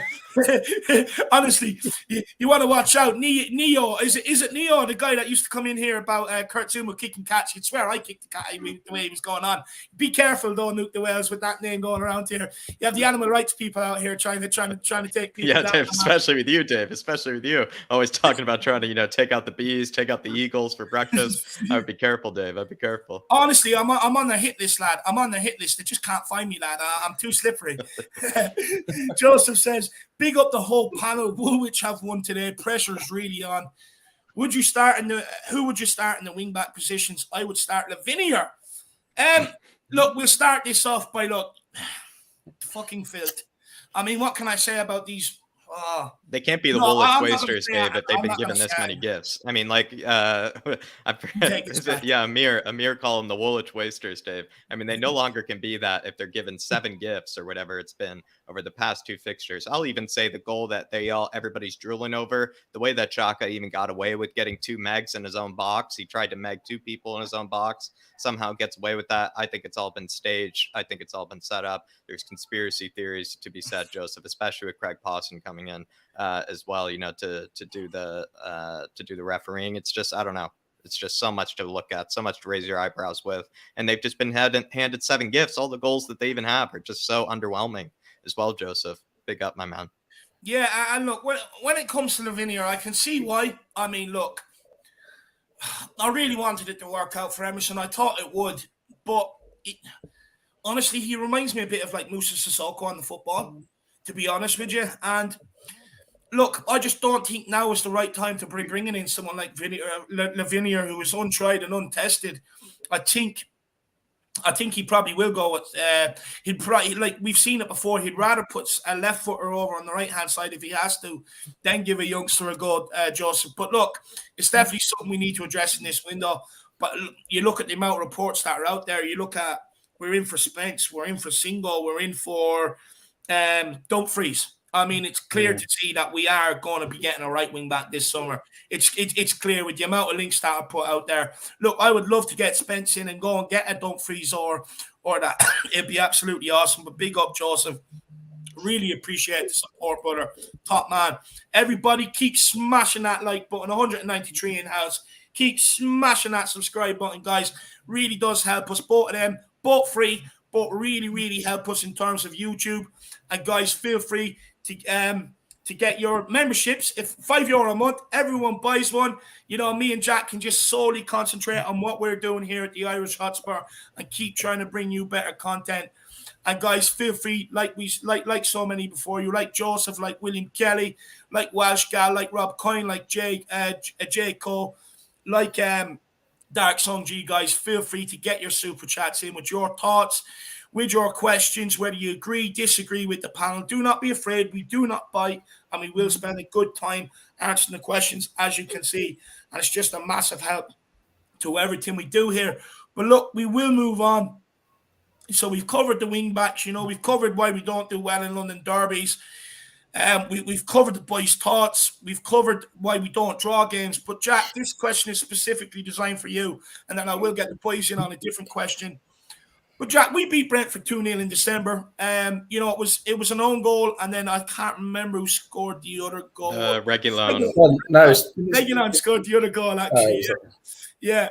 It was an easy enough win. Or no, Reguillon slotted it over to Sonny for that, that. Oh, was it? Yeah. Okay. Is Thomas Frank's side a much different team now since Ericsson has come in than what it was before, Jack? Yeah, they actually, to be honest, the real reason they've been a real different team, Dave, is because they've relied on Ivan Toney to sort of be that creative force. I think when I looked it up for stats with Jack, Dave, he has the most through balls completed, I think, of any player in the team, which normally you wouldn't associate with strikers. That's kind of something like a Harry Kane, would have. That's something he would be leading in, not something that normally strikers lead in. He has really good hold-up play as well, Ivan Toney. And so they kind of always relied on just pinging it up to him in the hope that he could hold it up, be able to wait for some teammates like Mbeumo to make runs off of him or a fullback, then he would try to play them in. Now that they have players like Ericsson, Dave, that are, much better in possession than maybe what they've had before, you could see them actually having a bit more kind of dynamism with how maybe they try to score goals. Where I remember last time we came up against them, Dave, it really did feel like their only hope was just to get it up to Toney and then kind of work it from there. And once you cut off, that sort of threat, it felt like they just didn't really know what to do with it. It even kind of seems like that guy Mbeumo, who's a really good talent, I must say, sort of relies on Toney playing well. When you have someone like Ericsson who can get those two involved and also be that extra threat, you definitely see them as being a much better team than they were before. They can play that 3-5-2. They now have been playing like a 4-3-3 more often with Ericsson. I think that's because they can now keep possession better with Ericsson in the team with that 4-3-3. So I would say Brentford certainly looked like a much better team than they did before, because before they had Ericsson, they actually were kind of falling off a bit. Teams started to kind of figure them out. I think they were going on a pretty bad streak at one stage where they were kind of flirting, with maybe being in there in the relegation hunt. Ever since Ericsson's come in, since the likes of January and whatnot, he's basically been, a revelation and kind of making it very easy for them for the rest of the games. And I would say credit to them, Dave, because the fact that they have this many games to go and they're actually kind of looking at relegation as not really being much of a threat, you would definitely say they're a much better team than they were last time. Because the team that we faced last time, I would say, was more of kind of a relegation kind of quality team. Yeah, no, absolutely spot on. Look, Ericsson has come back in. I think they've won their last 5 that he started. I think, so they are on form and they have had a severe upturn since he's come into the team. So because they used to do like 3, hardworking midfielders in there, and now they kind of have that creative midfielder, so they can get away with 2 hardworking midfielders, but then they can have a creative midfielder. I think before they were just kind of getting lucky with 3 hardworking players. They just didn't really have a creative one in there. You could say that guy Matthias Jensen, sort of, but I feel like he's more championship quality than he really is, Premier League quality. And so kind of just, Dave, I think the way that Thomas Frank is playing, it's actually changed a lot since then. No, it definitely has. Igor Pilyev, good to see you, my man. Good to see you in. Guys, I see a lot of people in the chat, back and forth with each other about, Arsenal, this, that, and the other. And look, I said this earlier on, but there was only like 30 people watching when I said this.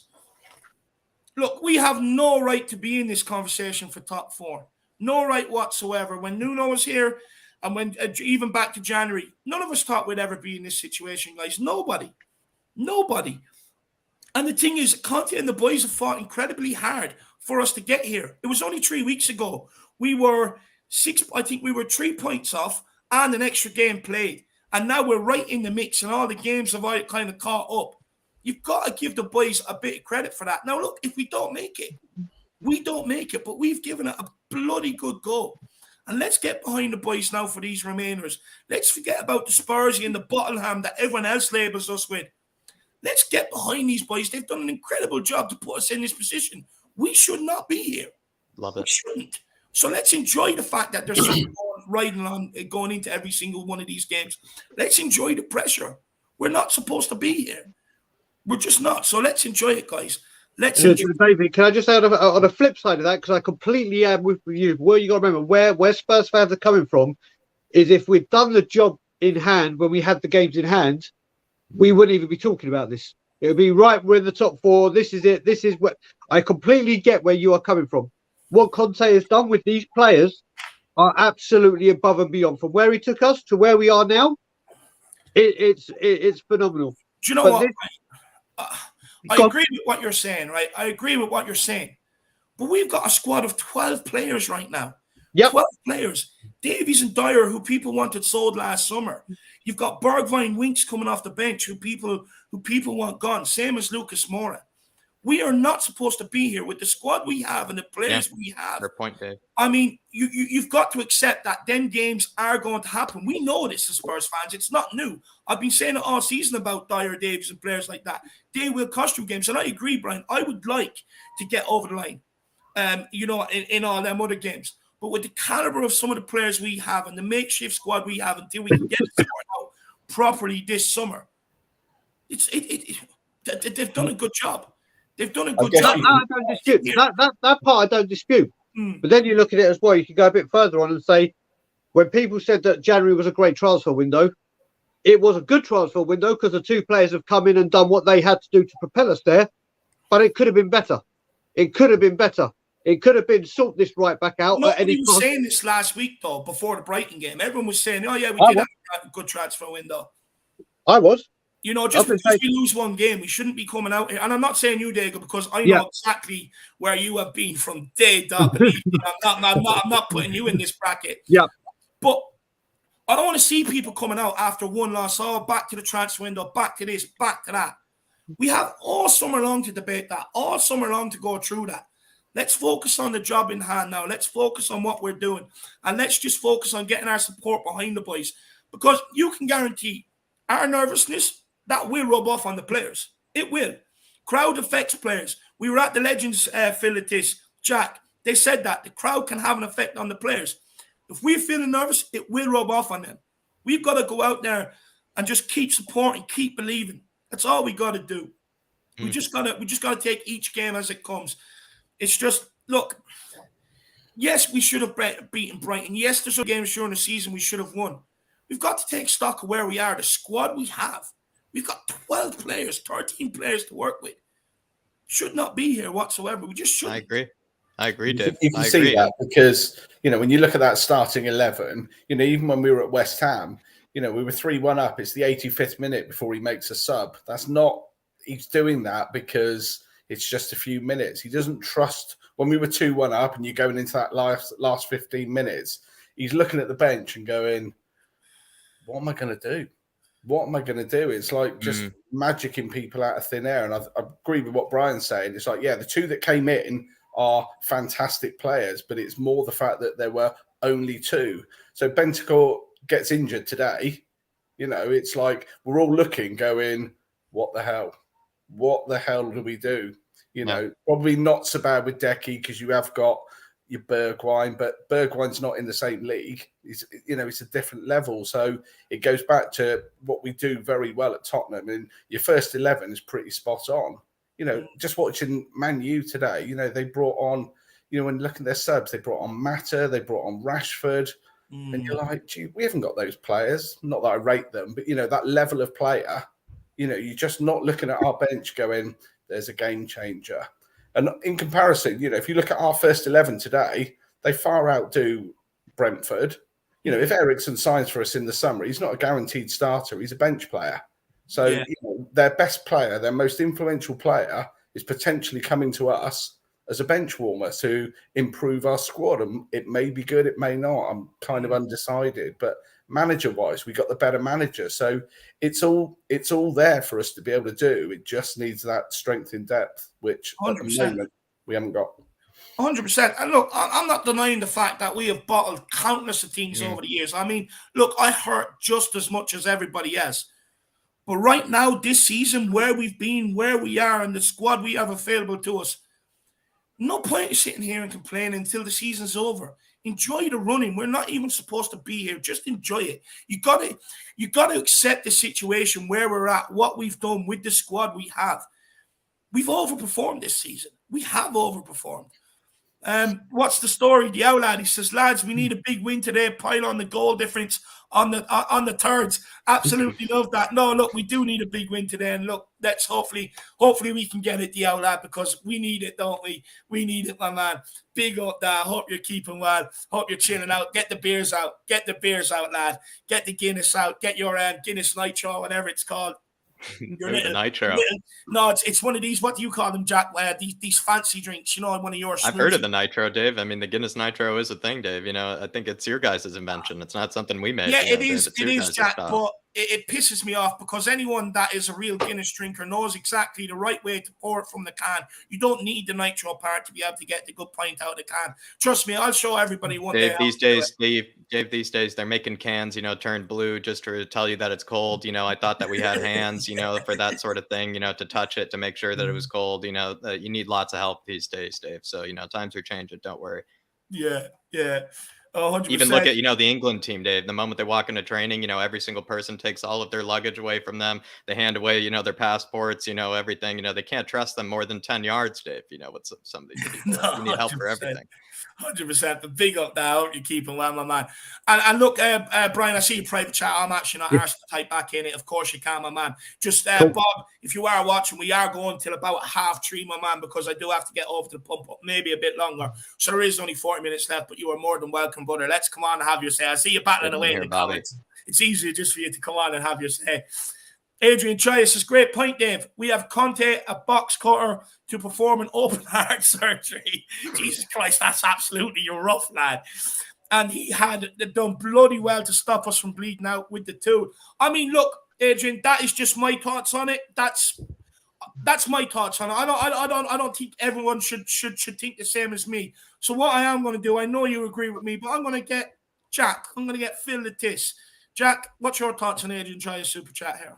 I mean, to be honest, you know, if Conte were playing Operation, you know, he's done actually quite well, you know, so far. He hasn't really, you know, made too many mistakes and has done quite well with the box cutter and the tools that he has been given. I think that's kind of connects to David's whole point. And I think Adrian is kind of making a very, very similar point, and obviously a much more poetic way than David and I are ever capable either. But he's basically more or less trying to say, Dave, when you basically don't have that many tools available to you. And even with, I know, the January window, you could make the argument that, you know, you wanted to bring even more. It's tough, though, to even point to a team that signed more than 4 players in a January window. And then as well, though, you kind of look at even the squad players that he has available to him. It's why sometimes we have to kind of be patient with the things that maybe he does get wrong, or the things that maybe he could look at it a different way.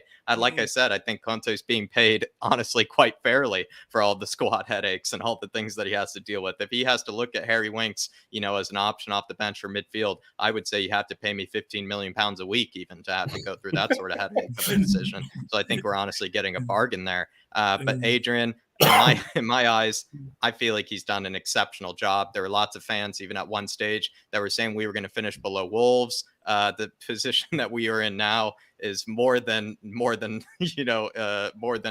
exceptional. Hopefully they can keep it going. It would be really heartbreaking if they were to kind of, you know, basically bottle it from here. But at the same time, I think you and David both agree with each other that Conte has made an exceptional effort with the tools that he's been given. Big up, my man. Big up, my man. And Hollywood, anything you want to say? Look, you know what I have to think, you know what Brian has to think, you know what Jack has to think. So what's your thoughts on this whole thing?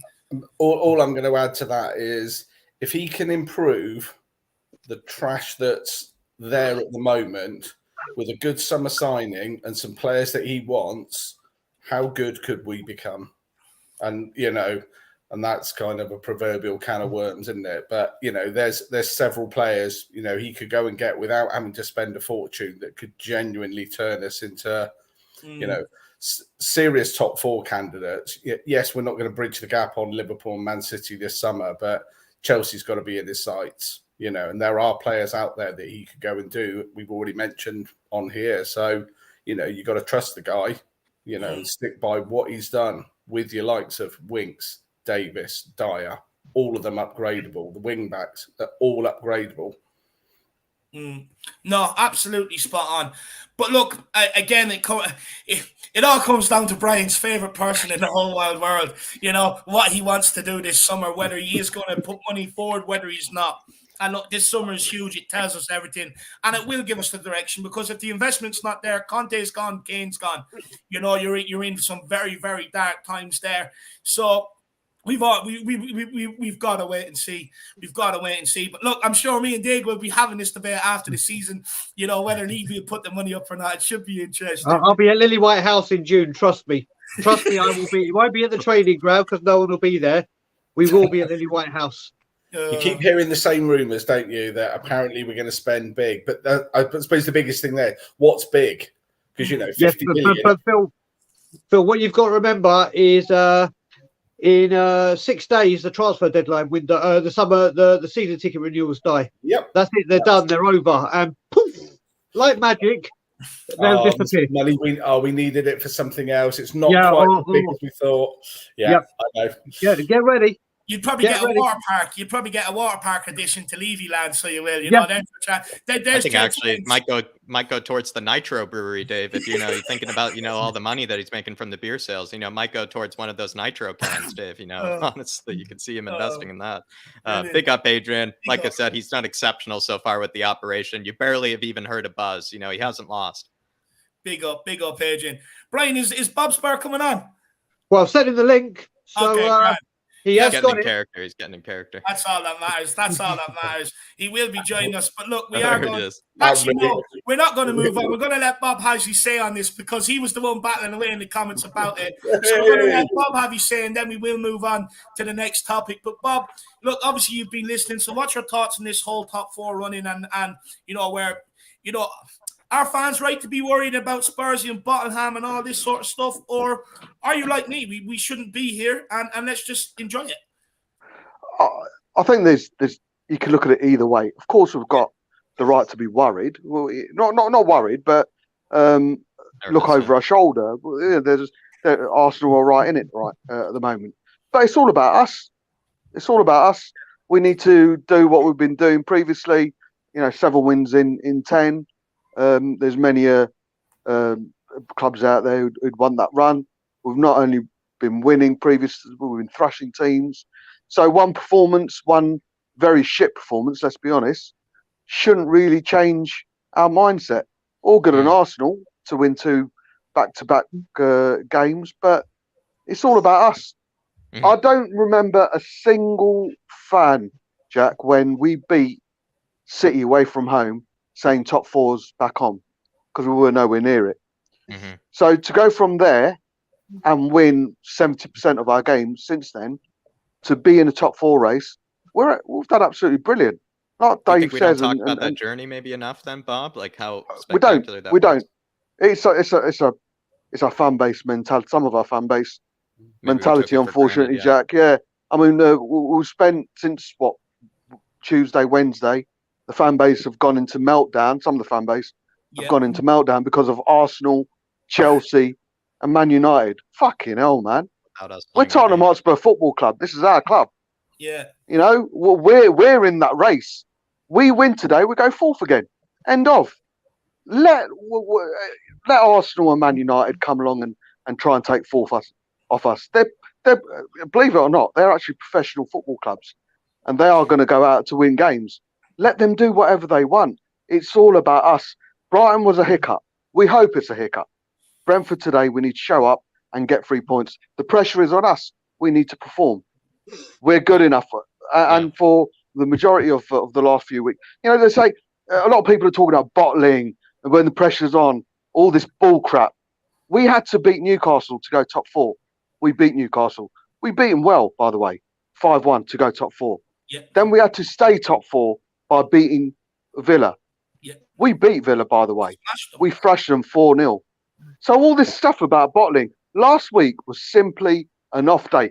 Believe it or not, even Liverpool and Man City have had off days, but the good teams bounce back, and we just need to bounce back today. Would I be as confident of finishing top 4 if we didn't beat Brentford today? No. Would I be confident? Yes. But would I be as confident? That would be silly of me. But we need to be realistic. We need to get a grip.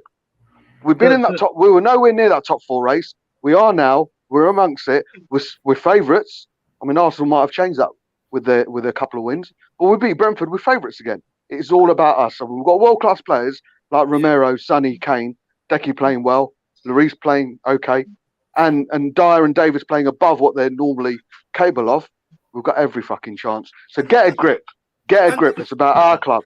I actually need to grip Bob, honestly, because every single time I look at, the TV screen, they show the top 4 and I see our, team name there. And every single time I get a bit dizzy, honestly, I'll just grab Bob's shoulder, just to lean on. I just want to add to that as well. And Daigle, I will let you in. Yeah.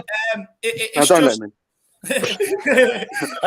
No, do you know what? It's just like, look, we all know what's happened over the last couple of years since Pochettino's sack, and we've gone fucking downhill, and I get that. It hurts. We've all been frustrated. We've all been angry, everything else. But we can praise Tottenham Hotspur, There seems to be a thing that we can never praise the players of our club. We're not allowed to praise our club whatsoever. We can praise what's going on here. And for me, you've got to praise them this season. It was only out of the last international break. Coming out of the last international break, we were 3 points behind, and the other teams had a game in hand over us. And we're still in the mix now. That was only 3 weeks ago where we were sitting here, we're not getting here. Goal difference as well, Dave. Goal difference as well, mate. Sorry? Goal difference as well, mate. Yeah, exactly. I would turn that round. Yeah, exactly, lad. Yeah. Exactly. But look, Daigle, what do you want to say, my man? Yeah, no, listen. Well, you know how important this guy is to me and how much I love him. What you got to remember with that as well, with everything you said. Listen, no one expected Arsenal to do the double over Chelsea United. Everyone was saying, yeah, they're going to lose, they're going to lose, they're going to lose, they're going to lose. They haven't, which has put the pressure back on us. Now, as you know, Bob, you say every single game we're going to win 4-1. Yeah. Now, I know that's your brilliant confidence in the squad, and I know that's tongue-in-cheek. We don't win every single game 4-1. We're never going to win every single game 4-1. These things happen. Now, what's happened is you're obviously, and with what you've been through, you're always the optimist. Always, always, always, always, always. And I honestly admire that. I wish I could I could be more like Bob, as a thing you'd say. Be more like him. But unfortunately, we're in a position where we've gone through this time after time after time. Yeah. If Arsenal, listen, I don't give a fuck what they do. But I do give a fuck what they do when all of a sudden we've lost the game and then they beat 2 teams that we thought, all right, they might get a point out of each. Or if we go through all these channels, we had our Tottenham hat on. Yeah, Man U are going to batter them. Yeah, Chelsea are going to batter them. It didn't happen. Whether you say the game against Chelsea, brown paper bags and the goals were, they got the job done. But we didn't lose to Brighton or Palace, though. Exactly. No, that completely agree with. But now, when they lost to them, that's good. But now the heat is on.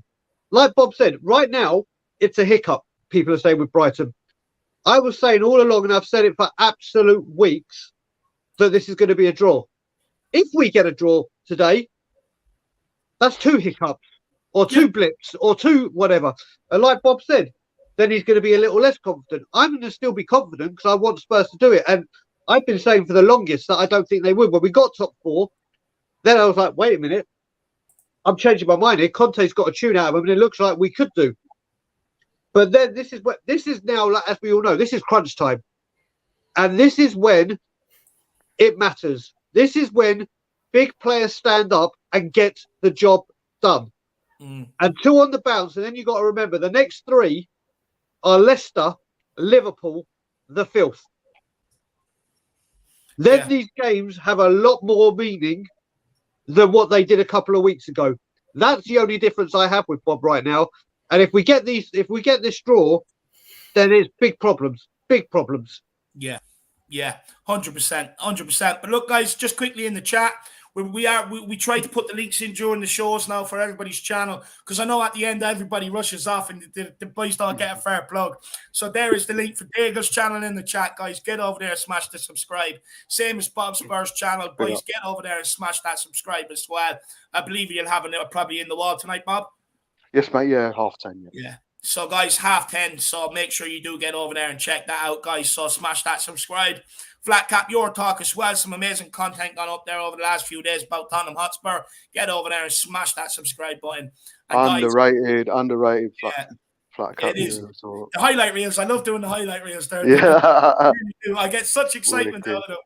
And then, guys, like I said, we've 6,000 subscribers. If everyone became a channel member, me and Jack could do this full time, full pelt, guys. It's only a $5 a month. Feel free. Look, I know the fuel prices have gone up, the electric prices have gone up, and everything else. It is hard, so don't feel under pressure. But it does help, guys. So feel free if you can. And then look, if people want to know me and the Outlander cut from the same cloth, of course we are. He says praise everybody except for Harry Winks. Big up that. You know what the score is, brother. Big up. And then we have Tottenham Tantrum Gold. Hashtag come on you Harris Army. Hashtag come on you Flatcap Army. Hashtag come on you Tottenham on tour Tottenham Army, I would assume. Tottenham on tour Army. And come on Spurs. Woo! Big up Derby. Absolutely love it, my man. I'm starting to get really pumped for this game. I cannot wait. But look, guys, I do want to move on. I do want to ask this question. And look, I want to say I'm not asking this question because he is my favorite player. But when I take away from the Brighton game and I look back over what's happened over the last few weeks, the center of the creativity, the center of a lot of the assists, it's been Harry Kane. We couldn't get him into the game against Brighton, and Son and Kulu couldn't get into the game because of that. So what I do want to know, and look, we'll start with Hollywood on this one, my man, is that so Kane, he has 15 goals and 8 assists in 30 games across all competitions under Conte. Despite how good Son and Kulusevski have been, does their influence on the game actually depend on Kane's ability to drop deep and plays those passes to start the attacks? There's probably a strong part of that, yes. Because when you watch it and you watch the after-game analysis, when he drops, it kind of frees the central defenders are looking, going, do I go with him? Don't I go with him? But Brighton just packed out that midfield, so that space wasn't there. And obviously that's the big concern today now, is if you've looked at that, it looks a nailed-on tactic, but you would hope Conte's looking at that and thinking, well, I need to counteract that. But I guess the big difficulty last week is none of the three of them got into the game at all. And they all just looked sort of off the pace. So whether or not that then needed a bit of a change, that, one of them should have dropped into midfield as the third player. Do you know what? I don't know. It was just heartbreaking to watch last week. But Kane is he just pulls the strings of everything. And I guess like most great clubs that have one, sensational player, is if you can eliminate the source to him, then you are sorting out a lot of other stuff. But we need to build on that with a different variation, because, not everyone's going to let us play like we did against Newcastle and Villa with Kane having that space. So, they need to be looking at, plan B. No, 100%. But look, boys, feel free to tell me if I'm being biased. Feel free to disagree with me here. I mean, I know Sean does from Spurs Talk Show. He was kind of disagreeing the other day. He actually thought Kane should have been took off. So, I mean, Jack, Daigle, Bob, I mean, what's your thoughts on this? I mean, there's Alex with the biggest and brightest smile on YouTube, and he calls us Kane FC. There's nothing wrong with that. He's our best player. He's the best number 9 in my eyes in the world. There's nothing wrong with being Kane FC. There's nothing wrong with us struggling if Kane doesn't play well, because he is undoubtedly our best player. And Brighton worked out a way to nullify him. Hey, world-class players find a way around it. It's up to our world-class players, i.e. a Kane, a Sonny, to an extent, Decky, the way he's playing right now. Of course, it's not world-class. But it's up to them to find a way to beat that. We can't be hypocrites and call Kane and Sonny world-class and then say, they'll be nullified. There will be times where they will be nullified. But, hey, world-class players step up to the plate. Ronaldo had an absolute amazing game today. Absolutely amazing game. Unfortunately, he played in a shit team. And it's up to Kane to step up to the plate. He's Mr. Tottenham Hotspur Football Club himself. He wants us to get top 4. Right, step up to the plate and work a way around it. And like Phil says, that there is something that the Brighton loss it did have a lot to do with Brighton playing Bissouma playing Kane or marking Kane off the park, but they just need to step up and go the extra level, especially when it's crunch time. So Kane FC, yeah, we are Kane FC, but there's nothing wrong with that. Barcelona were Messi FC in their prime. Man United were Ronaldo FC in their prime. So there's nothing wrong with being Kane FC. We're Tottenham Hotspur FC. And it's probably even hard to not be a something FC when a certain something player FC. I think you would have to be like a Man City in order to not be a team like that. Probably. I'd rather embrace it, Jack. I'd rather embrace we've got the best number 9 in the world playing for our football club than saying, oh my God, we're relying on the best number 9 footballer in the world. Embrace it, man. We're lucky to have him. If we're not Kane FC, that means he's not playing well enough, and you might as well then bin him off. And none of us are going, let's bin him off. You need him, like you say, one of the best in the world, if not the best. Yeah. Certainly, if you're talking the combination of striker and number 10, he's just somebody that, if he was playing for another club, we'd only be dreaming of getting him to 100%. Yeah, 100%, Phil. Spot on. I mean, Jack Daigle, what's your thoughts on this, please? If you wanted to go against if you wanted to say like what we could do without Harry Kane, we more or less did see a version of it, and we kind of I think we haven't done this in a long time, but when we used to use that Man City game of the first season as kind of a case study of what we could do without Harry Kane, you do kind of see players like Bergwijn and Sonny actually what they are good at is that if you give the ball to them in space and allow them to turn, they're so quick and so decisive on the ball that they can run at a back 4 or at a back 3, and it causes them a lot of havoc. The big difference, though, is that with someone like Harry Kane, your job is made a lot easier by doing that because he can get the service into them. But what we did do against Man City was players like Skip and Højbjerg did an exceptional job at when they won the ball. They were able to feed the ball into players like Bergwijn, players like Lucas, players like Sonny, who once they get to turn that first guy and they're running full speed out of defense, they cause a lot of havoc and they cause a lot of danger. I think Bergwijn, you could point as that being like the best, probably like version of like what he can do for a team, because we've seen it, even him do it for the Holland team as well, where he had that goal where he ran like 80 yards from his own, I think his own box from defending a corner or whatever it was. When you have someone like Bergwijn and Lucas and Sonny, being able to turn with the ball and just run out of defense, that's when maybe you don't need a Kane. But I think the big problem is how many games are you going to play where you have all that green grass, in front of you, in order to run. So that's the big problem, though. Yeah. Diego, any thoughts on this, my man? Yeah, I mean, I was very, very well. I'm not talking about. I'm talking now. I honestly think one of the reasons that Kane was very, very ineffective in the second half was, if you look at the end of the Aston Villa game and at the start of the Brighton game, players are just going for his ankles and they're being reckless around him. They are, but he's getting no protection, and that's not just Harry Kane. That's a lot of players in the last few weeks. So maybe it was a conscious move not to drop deep, because if he takes a big whack to the ankle and he's out, then we're in a huge, huge complication. So don't pressure any goalkeeper. Sanchez did that on purpose, clearly as well. Yeah. I guess don't pressure any goalkeeper. So it's like, to me, is it more important to keep Harry Kane fit and playing up top as he did and relying on other people as opposed to him? Right now, the way players are being around him, yes, it is. He has to be on that pitch. He has to be playing, because we cannot afford. I mean, he gets a knock. Obviously, he goes off and he's ruled out. Then we're in serious, serious problems. Don't get me wrong. Brighton played very, very well, and the 5 flooded it anyway. But I think after the last 2 games, we've seen him take severe knocks. And thankfully, he's been able to run them off. And I think, I can't guarantee it, but I don't know if that was a conscious decision by Conte and him to say, listen, don't drop deep because they're knocking you left, right and centre. We'll see today. We'll see today. But for me, if he has to stay up top and rely on others to get the ball to him, which, let's face it, is what we need. We need him scoring. We need him scoring. And hearing that record that out of the 31 Premiership teams he has played against, this is the one team he hasn't scored against. You know what's coming today. You know what's coming today. That will happen. And for me, that's the reason with Harry Kane maybe not dropping so deep. He has to stay on the pitch, so he has to. But again, it goes back to strength in depth. But that's a different story that I'm not going down because it will lead to a road I don't want to talk about right now. I'm talking about Harry Kane, the man. And he needs to stay on that pitch. And if we have to leave him up top, so be it. Yeah, absolutely.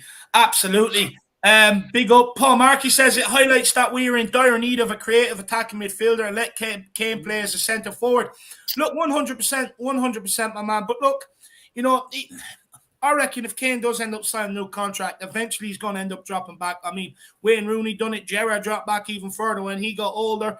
You know, players do tend to drop back a little bit. And I wonder, can Kane play there? And you just go and buy another winger or another striker. And who knows? Who knows, my man? But look, we definitely need bodies in this summer for sure. 100%. We need left wing. I still think we're okay at left wing back. I definitely think we need right wing back. We need 2 centre backs, another centre midfielder. I would like another sort of winger that I know could come off the bench that can provide maybe what Steven Bergwijn has been providing since the Leicester game. You know, you to could do with a Lewandowski, couldn't you? So that Kane can pass to Lewandowski. He's on a free this summer. I mean, that's only a dream, lad. He's on his way to Barcelona by the looks of it, to be honest. But look, Paul, we definitely need signings, man. And look, if we do get an attacking midfielder, it just means we have options. But will Conte play him as an attacking midfielder? I'm not sure, you know. I'm not sure. You're looking, I think Paul knows this, but you're looking for like a midfielder that's a bit more creative than the likes of Bentancur and Højbjerg. But maybe what we mean by creative is they actually can pop up with a goal or two, maybe more than Bentancur or Højbjerg can. We want someone that can get you maybe that goal from midfield. That can also work just as hard as Højbjerg and Bentancur, so that, you know, Conte isn't upset, you know, without maybe using them. That's but why they I can like still that grab you a goal. So maybe like I've said before, maybe that Sergey, you know, from Milinkovic-Savic guy. You know, you could look at even the reason why we're probably linked with Yuri Tielemans is Yuri Tielemans pops up with goals, you know, every now and again. So even I guess the reason why we're looking at Eriksen, he pops up with goals and assists. You know, so it all makes sense. It all makes sense, Paul. But it does. You look at the rumors, Tielemans, Eriksen. It does look like we are going for that midfielder that maybe can add some goals to the team from that position. But big up, Paul Markey. Really appreciate the support, brother. Kuva99 says, don't be a Brian, be a Bob. He's getting a t-shirt being printed. Do you know what I want to say something about this? I want to help in the merch store. No, this is what I'm thinking. Bob, I'll make a deal with you. Okay. If we get top 4, I will buy 100 of these shirts. No, tattoo. No, let me finish. And then I'll sell them via We Are Tottenham TV, via Tottenham on Tour. And every single penny I will donate to the NHS because of you. NHS, yeah. I will donate to the NHS. But if we don't get top 4, you can piss off. You buy 100. You buy 100 and saying, be like Brian, don't be Bob or whatever. And the money goes to the NHS. On the back, it has to say, I'm with Bob Spurs as well. It has to say. Or whatever. But we'll do that. So if we get top 4, I will buy 100 of those shirts. And every single penny that I get, I will send over to you to donate to the NHS over here. And if it's the other way around, we'll do it via your shop. We could tie it into, I'm thinking about doing a charity event. We'll talk about it later, but I'm thinking about doing a 24-hour stream for the NHS. So I'll be there with that. I'll be there for 24 hours with you, brother. Fair play. Brilliant. I'll do a stint for you as well, Bob. No problem whatsoever, man. Thank you. But look, guys, we've 2 more questions that I left that I kind of want to ask. So look, we will get into them, and the first one is you look at the stats from the game against Brighton. We had 174 passes into their half, and then we only had 85 passes in their final third. And Brighton had almost double that. That is not good enough. That is very low stats over the course of a game usually. Now, look, that's why I feel sorry for Son and Kulu, because even though we couldn't get Kane into the ball, they were not getting the service. They were not being provided with any sort of quality ball. But if that is the case, though, lads, and we'll maybe start with you on this one, Jacko. What does Son and Kulu have to do differently then to be able to get themselves into the game? I feel like you could put just to maybe make before I answer that tough question. I think to make ourselves, look, maybe not as bad in that Brighton game. The way that Brighton do play, I mean, they make a lot of safe options available. Like when we actually think about, the chances they created weren't really that many. They just kind of kept the ball and kept possession very cleverly in our half. Whenever you see a team that is passing it around in your half, the whole game, it always kind of looks like, you're put under a lot of pressure. It doesn't look nice because especially when you're at home, it definitely doesn't feel good to be seeing that. But when you really look at the passes that Brighton were actually making, how many of them were really that dangerous of passes? How many of them were really breaking the lines of the midfield? Were really, causing, the defense lots of havoc? Not many, if I actually recall. And I know maybe I wasn't watching it as in depth as maybe you and Marcelo were, Dave, but that's how I really look at it. So maybe I know those stats for Brighton look really scary and intimidating, but you also have to look at the way that maybe just Harry Potter and his team like to play football over there, Dave. It's very safe. It's very kind of comfortable. They don't want to lose the ball in bad areas. They try to just kind of pepper it around your box until they see a good opportunity. I mean, their own fans, Dave, I think have called out every single game for them to shoot. And I think there's even been a club statement made by Brighton to not tell their players to shoot because it's how Graham Potter wants the team to play, to just pass it around the box without, actually taking a crack. So I think there is, a bit of context to be added to the stat. What maybe Sonny and Kulu could do differently, I think more or less what Kulu needs to do, Dave, is he needs to drop into those pockets of space where we know he can be able to pick up the ball and turn and kind of cause a bit of that, havoc and creativity. We know he can.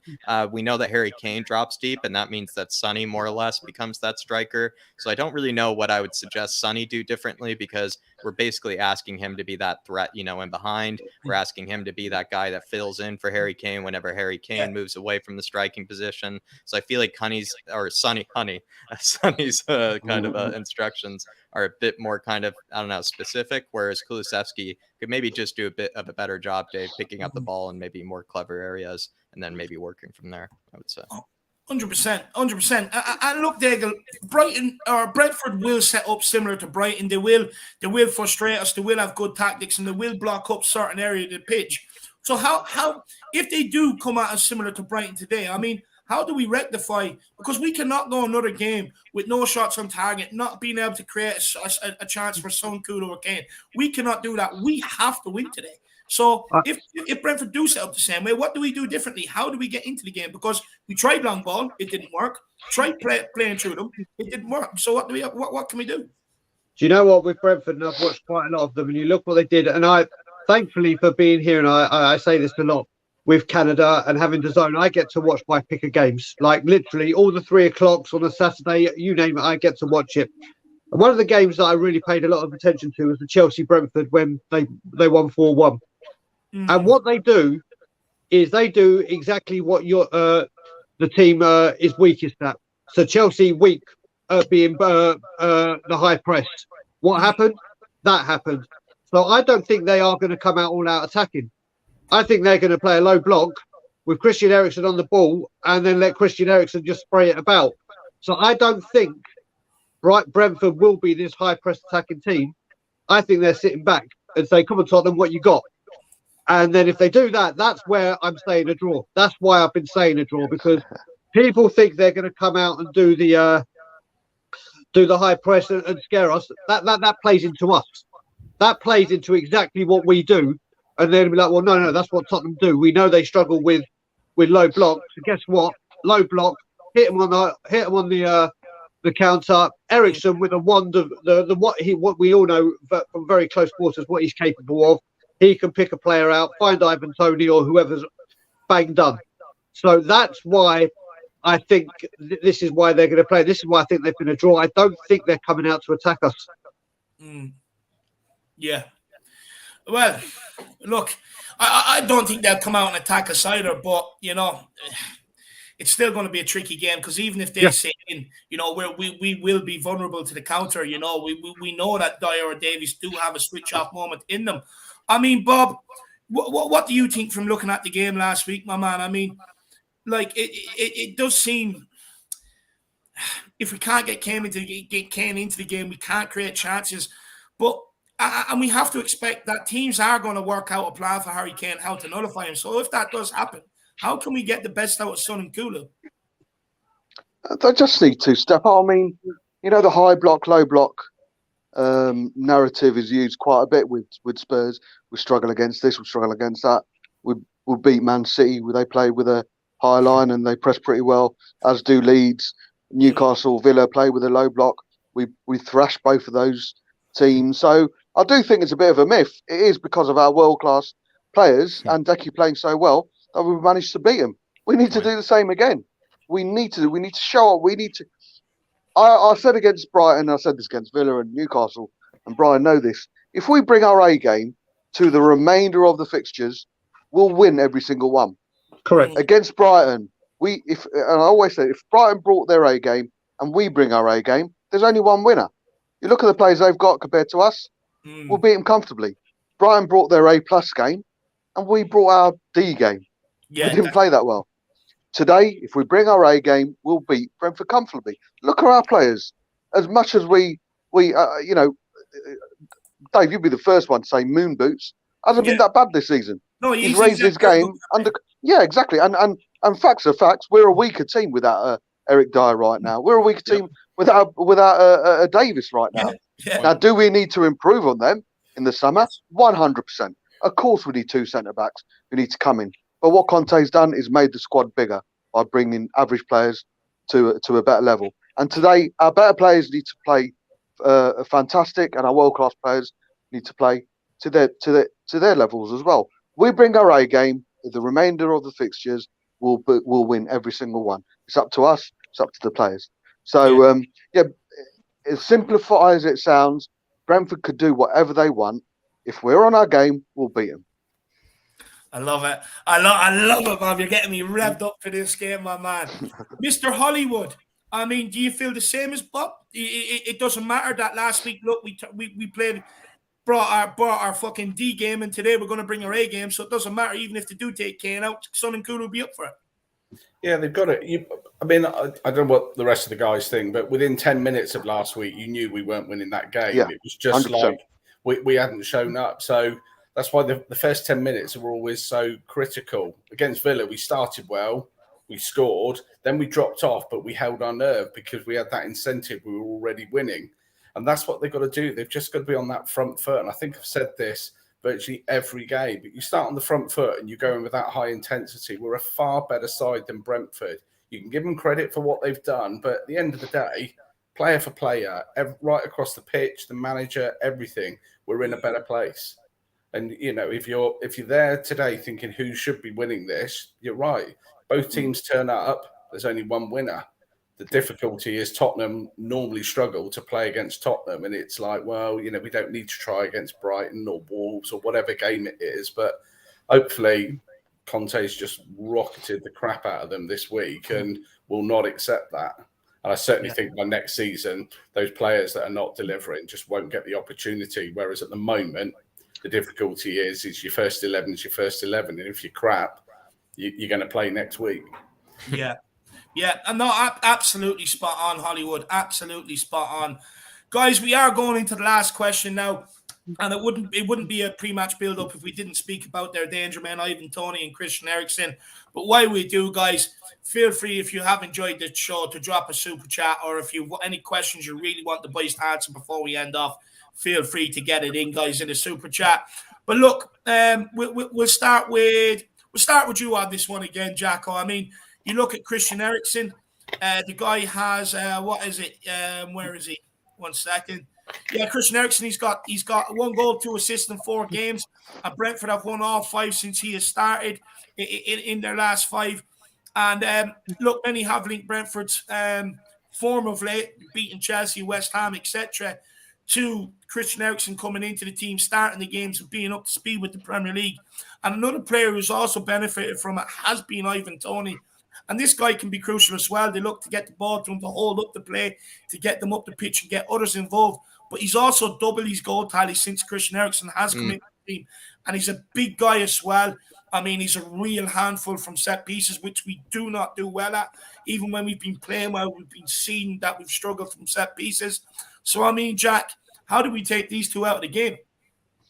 It's tough because, like I said, Dave, last time we had no problem taking Tony out of the game because it seemed like we knew that all of the creativity, every, sort of way that they got up the pitch had to do with him. I think Ivan Toney, like by a huge margin, is the most targeted player on the team. But now that they have a player like Christian Eriksen, you think like it's going to be made a lot easier for them to not have to just ping it up to him every single time, which worries me because then maybe that's probably why they're having such good form at this late time is because Christian Eriksen's been that new sort of dynamic in the team where it felt like maybe teams started to figure out Brentford. I remember even hearing that, from some podcasts that the reason why Brentford actually went through that really bad spell where they started losing a lot of games was because people started figuring out that Ivan Toney was the only reason that they were being able to create anything. And then that's when you started seeing those games where it felt like Brentford couldn't even score if, they played 200 minutes, in a game.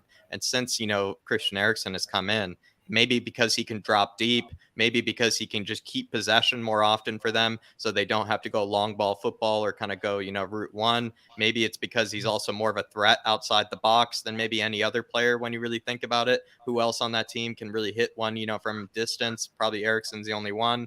Set pieces as well. I don't really know how good they are from set piece delivery, but they have some players that could definitely, win a ball from a set piece. It's just who's been actually taking the set pieces is maybe the question. I think Dave, probably stopping Eriksen is going to maybe be harder than stopping Ivan Toney, if I'm going to be honest, because Ivan Toney, we have 3 center backs to do it. You have Romero that could be responsible for him. You have Eric Dyer that could be responsible for him. And the thing with Mbeumo, I feel like Mbeumo only plays well if Eriksen and Toney play well. So I think we'll have no problem stopping Toney. It's just how do we stop Eriksen? Because if they do 3 men in the midfield, he can just wander around, Dave. It means that Bentancur and Højbjerg have to really be on, head on a swivel, know exactly where he's going. But if Eriksen is just dropping deep, picking up the ball, just running the show, running the midfield, I don't know. I'm not really a tactical genius, Dave. I'm not really sure what you can really do about that other than just not make it as easy for him as maybe he would want it to be, because maybe the reason why they're doing so well is because Eriksen can just wander around and do what Eriksen does. And it's not really much you can do about it. Yeah, spot on. Just I think quickly, it's just going to be harder to. I think it's going to be harder to stop him than Ivan Toney. That would be my guess. Yeah. Look, it will be. It definitely will be. Just quickly, Caden, he says Spurs suck. Your mum sucks, my man, and it's good as well. So go F yourself. Patrick Linyard says, let's win today. Come on, you Spurs. 3-1, Son, Kulusevski, and Kane. Absolutely love that. Take Kane that all day long. Yeah, I'd take that all day long as PV. well. Seeing goals across the front three be absolutely brilliant. Absolutely brilliant. But look, Bob, the reason why I picked out Ivan Toney and Eriksen is because Ivan Toney will have motivation to beat Harry Kane as the captain of England, Harry Kane. He's got, I think it's 8 Premier League goals this season. Yeah. Ivan Toney's the same, and he probably wants to beat him, so he'll be up for today. Same as Christian Eriksen. Look, any player that I've listened to that do podcasts and talk about their career, you always talk about Daniel Levy and stuff like that. And I'm just fearful that Eriksen will show up today, because he probably does hate Daniel Levy and might want to prove a point for making it so difficult to leave Tottenham Hotspur. So, Bob, are you fearful of these two today? And Brian knows this again. It's like Brian knows everything about me. But I like Ivan Toney. I like Ivan Toney. I wouldn't mind him at Spurs, if I'm honest with you. About time we went. I'm not going to talk about strikers with you, Dave, because we don't know where it's going to go. But but no, Ivan Toney's certainly someone I wouldn't mind at Spurs. We should go away from the whole Kane backup narrative. We need a striker. We need strikers at our club, and I'd love him. I love him there. I think he's very Kane-esque. He can turn into a Kane-esque. I think we just need to have us thinking caps on. I don't know what Jack thinks, but with Ivan Toney just playing up front on his own, we're going to have 3 defenders. I wouldn't be surprised if he put himself on Davis, because I think Romero, like he showed against Antonio and other strikers this season, he could get the better. Yeah, stay away from Romero. Even with the height, we know Davis has played well, but if there is a weak point, you put a lanky forward up against him. It's very rarely he comes out on top. Davis comes out on top, so I wouldn't be surprised if Toney would put himself on Davis. But with him playing up front on his own, with only us playing with 2 in midfield, would have a spare centre back i.e. Dyer, who could come into that midfield and make up that extra man in midfield time to time. I'm not saying change a formation, But when we do have time, come into midfield, give that extra support in midfield with Bentancur and Højbjerg. I think we should be able to do that. And if anyone knows Eriksen's game, it is Mr. Dyer. So you know, there's no, I think we just need to be a bit more clever today. If that happened, I'm not sure. If I can suggest it, I'm sure Conte can. But I wouldn't be surprised if Tony is specifically put on Davies and Dyer comes out to make that extra man in midfield time to time, because there's every chance we'll probably have a bit more of the ball today than certainly more than we did against Brighton. And I think that's when we need to be a bit more clever in our numbers throughout the I don't think field. about that, Bob. That's actually really clever, to be honest, because that's what I'm worried about is like who is responsible for Eriksen when he's making that little movement. Because you think like, can you really just say, oh, Bentancur and Højbjerg just have to do it? You're like, they already have maybe enough on their plate as it is. I think those exactly spot on. But as well, speaking of the centre backs, I mean, what I don't want to see like we've seen last week, and this is in terms of on the ball, is them just standing there at walking pace without any ideas. If you've got the extra man in the back, run out with the ball into midfield. Yes, it's dangerous, but there's no point in sitting there passing it from side to side, waiting for something to happen. Sometimes be a bit proactive. Go out into midfield with it, and try and force something to happen. But look, Mr. Hollywood. I mean, are you worried about Eriksen and Tony today? You've always got to be worried about Eriksen because of his class, but we go back to what we said all the way through. You've got the players to deal with it. You've got three centre-backs who are essentially marking one player. So does one of those step out and watch Eriksen? But more importantly, if you flip this around and, we go full steam ahead and we're 1 or 2-0 up, it diminishes the opportunity for Eriksen to be on the ball. So it's like, make it happen for us. But I think with the two in the midfield, as long as between those two and one of the three centre-backs, there's always somebody that's watching Eriksen and going for him, then it's going to make such a big difference, because what you don't want to do is give him that time and space. So, eliminate that by making it happen for yourselves. Yeah, 100%. Absolutely spot on. And last but not least, I mean, Diego, Eriksen, Ivan Toney, does it concern you today? Especially maybe Ivan Toney from set pieces? Yeah, I mean, well, that's our Achilles heels, isn't it? Let's just be honest. Set pieces are obviously our Achilles heel, sorry. And also now we have someone that, knowing our luck, won't hit the first man. We'll get the crosses in. Listen, like Bob said, if there's anyone that knows how important Christian Eriksen is, it's Hugo Lloris, Davies, Dyer, Son, Kane, Conte himself should be saying, do not give this guy a second on the ball. I don't care who. Some people say when he gets on the ball, like we should have done with James Ward-Prowse against Southampton when we let those two crosses in. The very first thing that should have happened is whoever is near him, get the hell on him as quickly as possible. And we have to do that today. We have to. And I agree with Bob with Ivan Toney. I'd love him at Spurs. It's not backup. I've been saying for ages, we don't need that word backup. It's a different option. Competition. And people go, oh, they won't come because of Kane. Well, tell that to Jota, Diaz, Firmino, and everyone else, because they seem to be happy with competition. That's what we need. With Eriksen, we've got to keep him on the. We've just got to make sure that he doesn't get a second on the ball to look up and make that pass. And Ivan Toney has turned over the last few games since Eriksen came in to be ruthless, like he was in the Championship. So we've got to be on our game. And like Bob again, maybe he will peel onto Davies. What we've got to remember with Romero as well, everyone is talking about he's gone past those games without a booking. It's brilliant. He's not going to get suspended. That doesn't stop him picking up 2 yellow cards or picking up a rash challenge and getting a straight red. So hopefully Romero stays. Like, obviously, you can afford now to make a tactical yellow card. You can afford to do it. Just don't go overboard and keep your temperament, because if he does pick up 2 yellows or a red, which is a 3-game, then we're screwed defensively. So there's a lot on him as well. And Ivan Toney, maybe they'll say that to Ivan Toney, get on him and rile him up. It could be the other way, rather than Davies and he's the weaker one to go. They could say, listen, Gar Romero, just bully him because he will lash out. And that could be a huge detriment to ourselves. So where Toney goes, I would say that's up for debate. Depends which way you want to look at it. But keeping them too quiet is obviously very, very key to this, and not giving away stupid free kicks in stupid areas, which will allow Christian Eriksen to deliver something.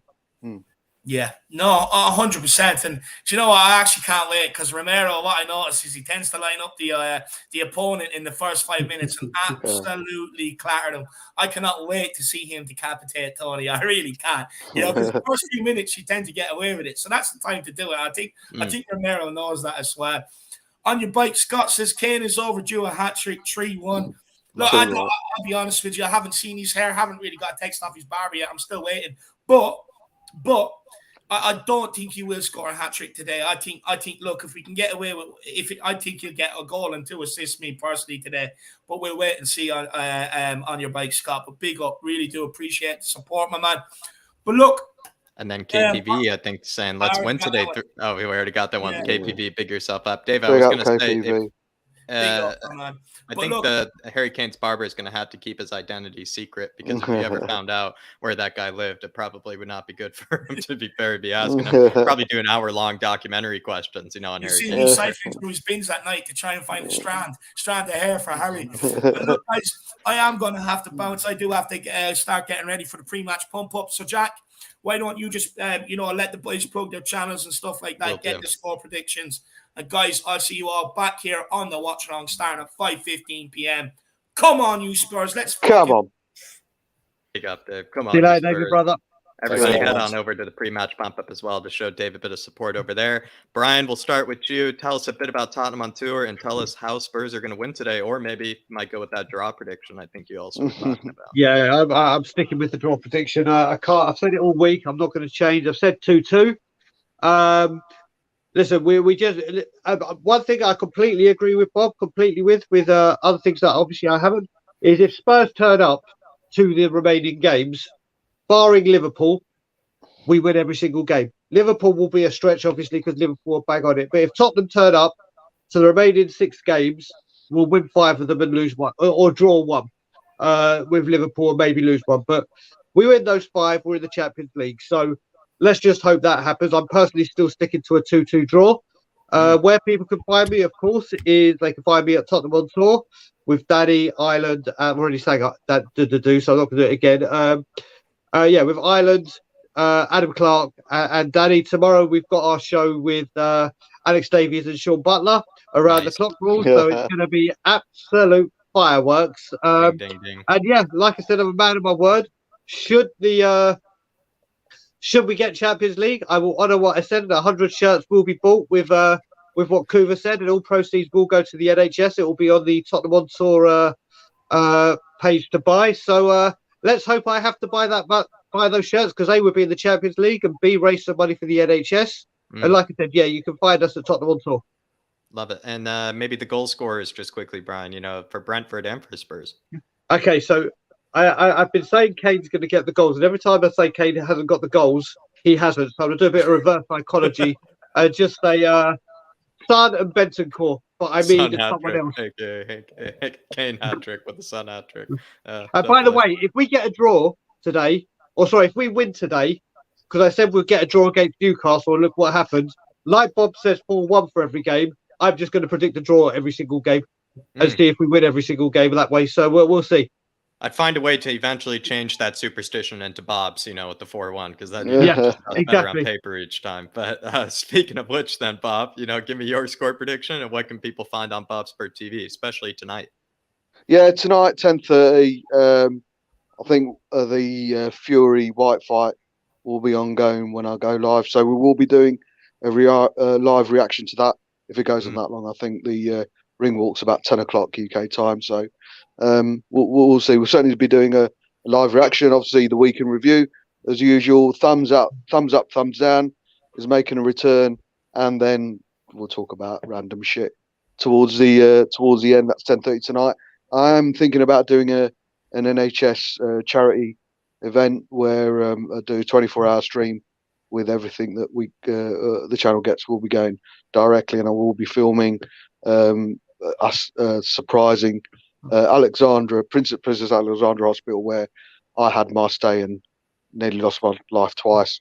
I will be going there with a check and and giving it to them and filming it all, and it'd be absolutely amazing to see their reaction, especially big up to Tina and Timmy, who were the two who were always literally at my bedside.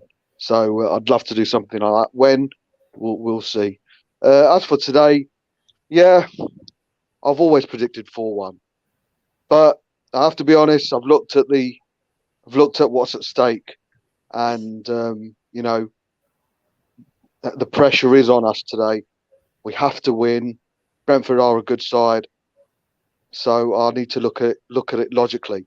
Yeah, so 4-1, and Harry Kane to get 2, Sonny, and I'm going to say Benton Core is going to get a goal, and Eriksen's going to get a free kick right at the end, where all Spurs fans will get up and applaud Just for him. aesthetics. Yeah, exactly. 4-1 today.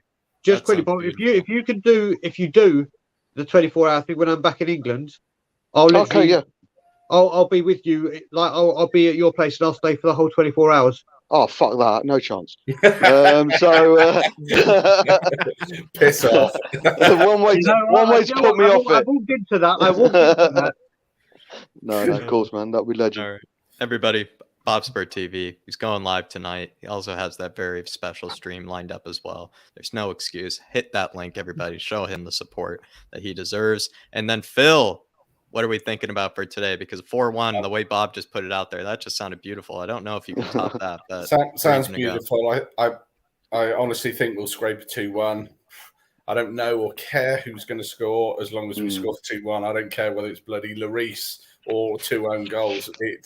It's just about 3 points today. Owen Goals is a good goal scorer for us this season. He's like our 3rd top scorer now or something ridiculous. But yeah, I'm thinking it'll be a very edgy 2-1. We'll be holding on at the end. But do you know what?